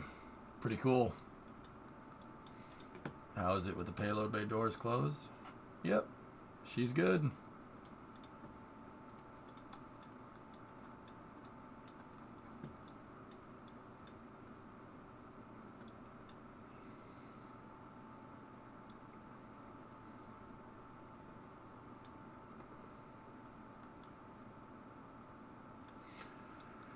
That's freaking sweet.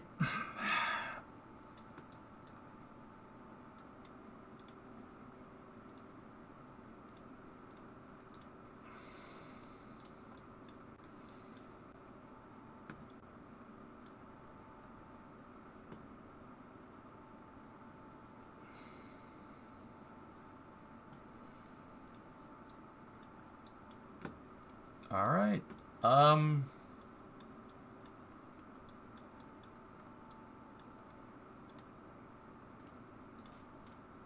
That's not there on the real design. There's only 3 latched on this. Actually, you know what? I changed my mind. Maybe I want 2 robotic arms.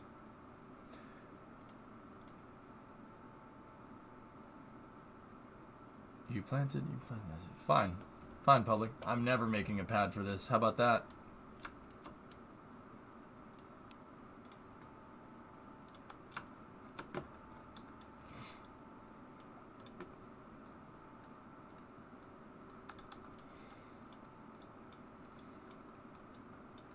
Oh, I thought I hit the save button. I didn't. It's okay.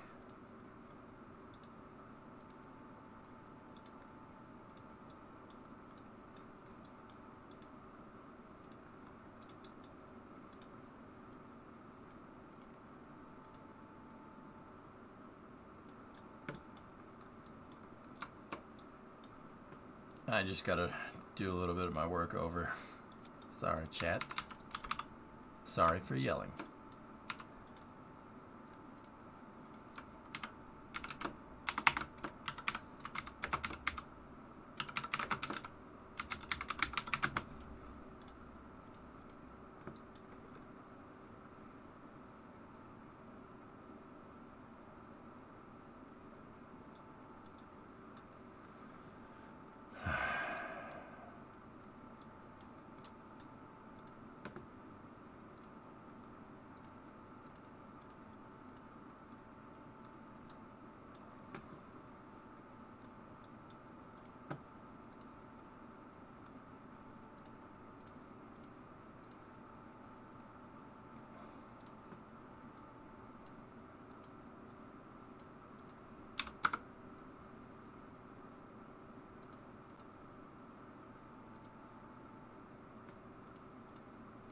It was 152 before, but 186 should be fine.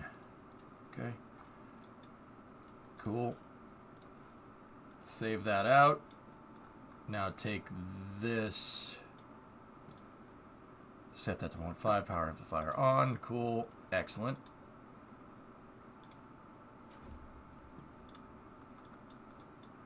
Sweet.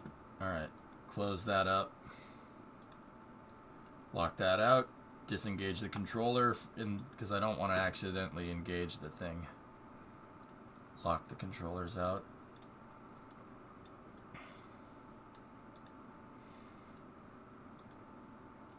I mean, you know what the cool thing is, dudes? The cool thing is that, you know, I mean, we are talking about reintegratable shuttles and stuff, right? And public, I was just kidding. Maybe we'll go back and make one for it one day.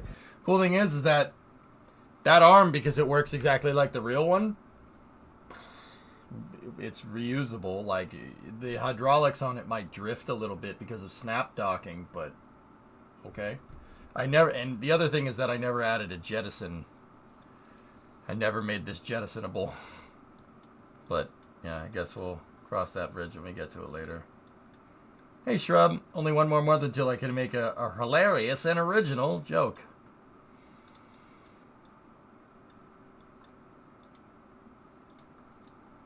All right, dudes.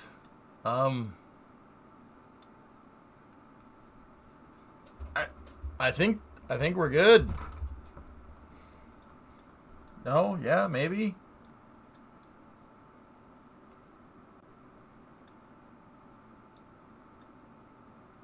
Snap docking. Snap docking. Docking. What are you, deaf?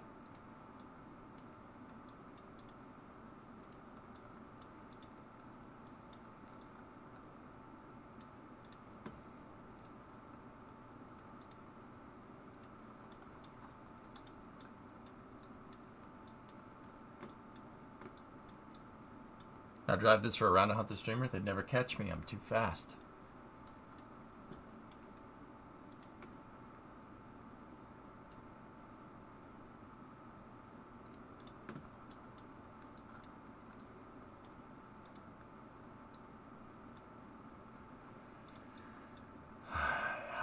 I need to figure out a control system for this thing.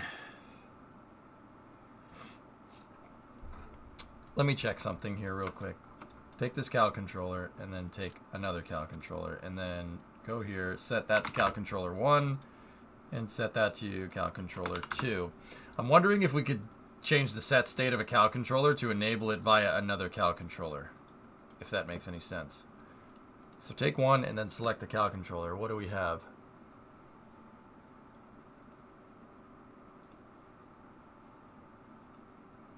Nothing.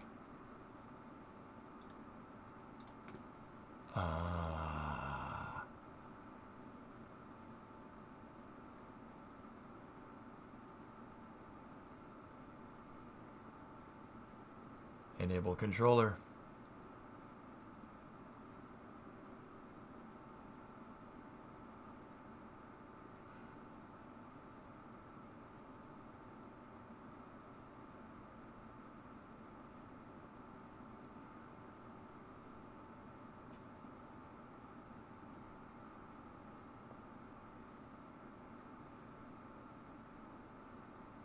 So basically what I could do, we can make a control system. I can implement a control system here that takes the shuttle, right? And it takes it, and we could enable hotkeys. No, that's not going to work because of the RCS.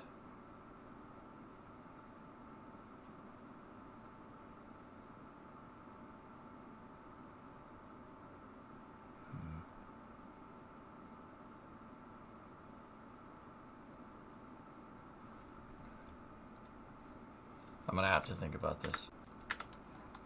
It would be nice if I could use the joystick to control the arm, like what they do in real life.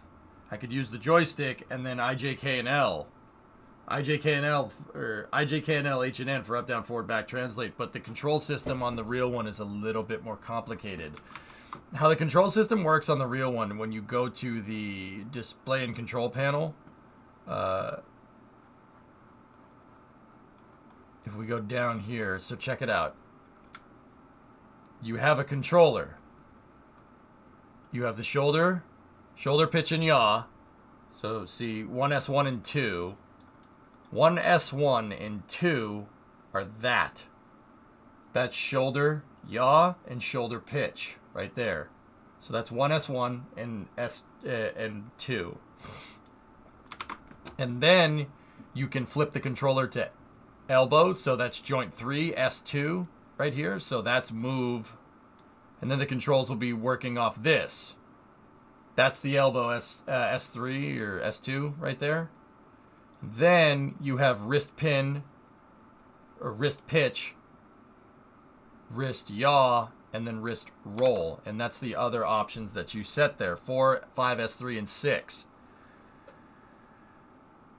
And then you could set your end effector temperature and then critical temperature down there.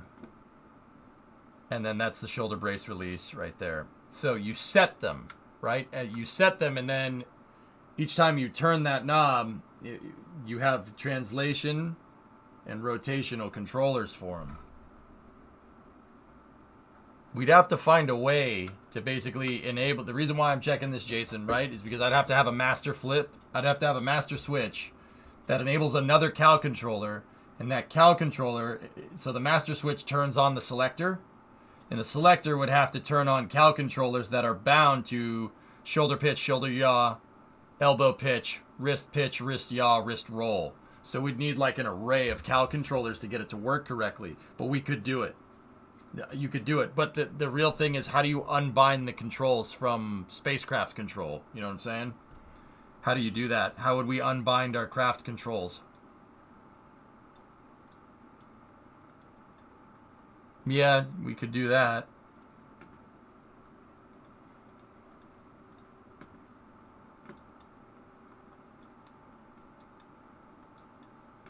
I can do it. We can program with CAL controllers. We can get pretty crazy with it.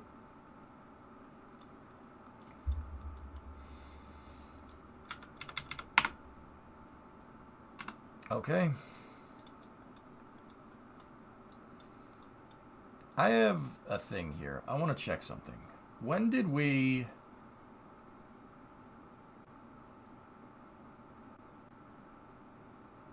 CTS5 Proto 1. I'm curious. I date code everything. When did we start working on this? Okay. 3 weeks. 10/27. So... started it right before Halloween, and we're 20 days into November. 3 weeks. Oh, by the way, look at how goofy the Mark IV shuttle looks now. It looks goofy, doesn't it?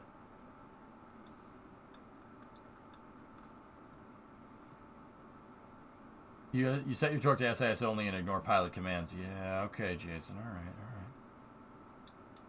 This other shuttle looks like it's got a chin strap. It doesn't look too bad. That was my old payload bay design. I think the one that we have now is a little bit better.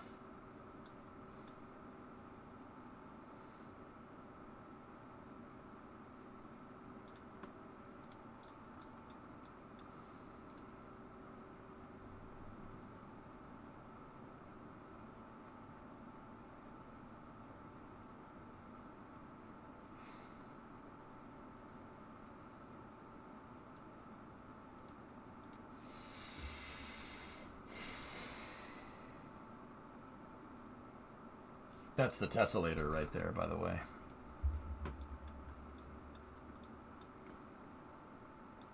Yeah, I'm sure. I think so.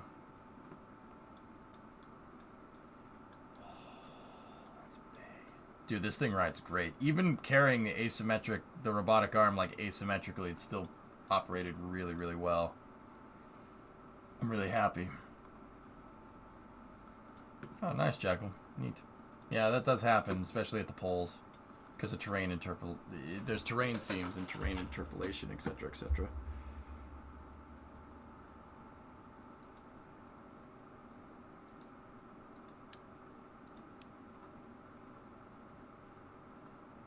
All right, guys, I think I'm good. That RMS came together. Didn't take very long. I think we are all set to jet. Just got to kind of figure out payload integration mechanisms, and we're good. The latching system worked perfectly. Worked the first time we tried it. That's pretty neat. And then we just ran a mission with it for the most part. What's next on the build list? We need to figure out a way to... I need to figure out payload integration, Aqualux. And... yeah, that's it. Payload integration. About it, dude.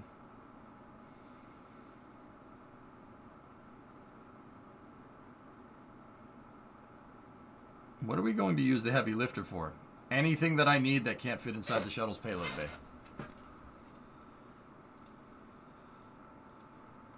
Cool. All right. Excellent. Guys, I'm going to take 5 here, and we are going to start Hunt the Streamer. I hate Hunt the Streamer. I don't like it. It's really hard, man. And I suck at it. I always lose. Maybe tonight will be different. Who knows? Either way, we're all going to have a lot of fun, right?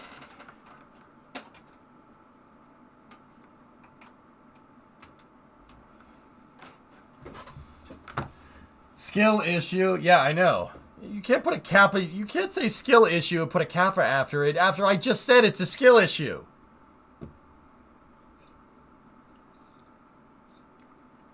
You can't just repeat what I said and put a kappa after it.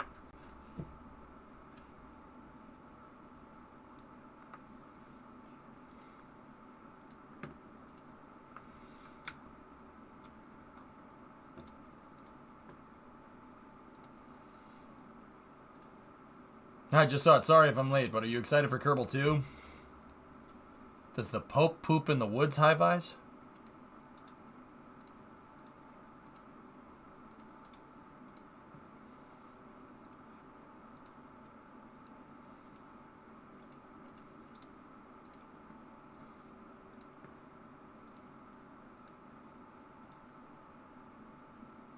You don't know?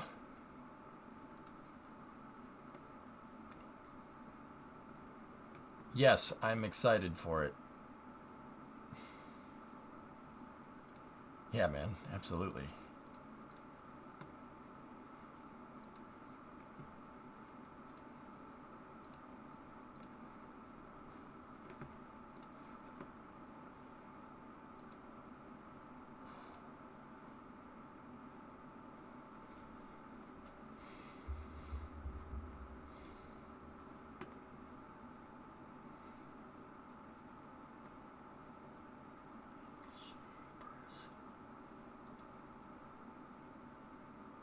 I still can't believe that, man.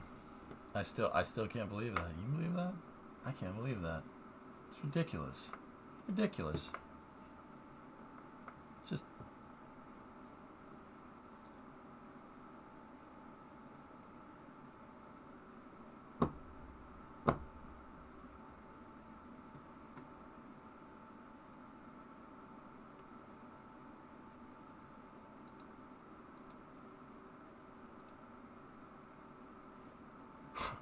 For some reason, this shot reminds me of the Gemini program.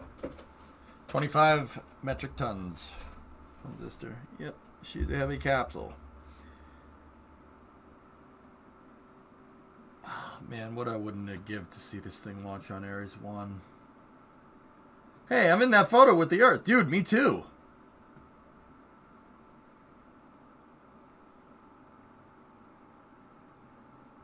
Yeah, I have it. It's pretty cool, right?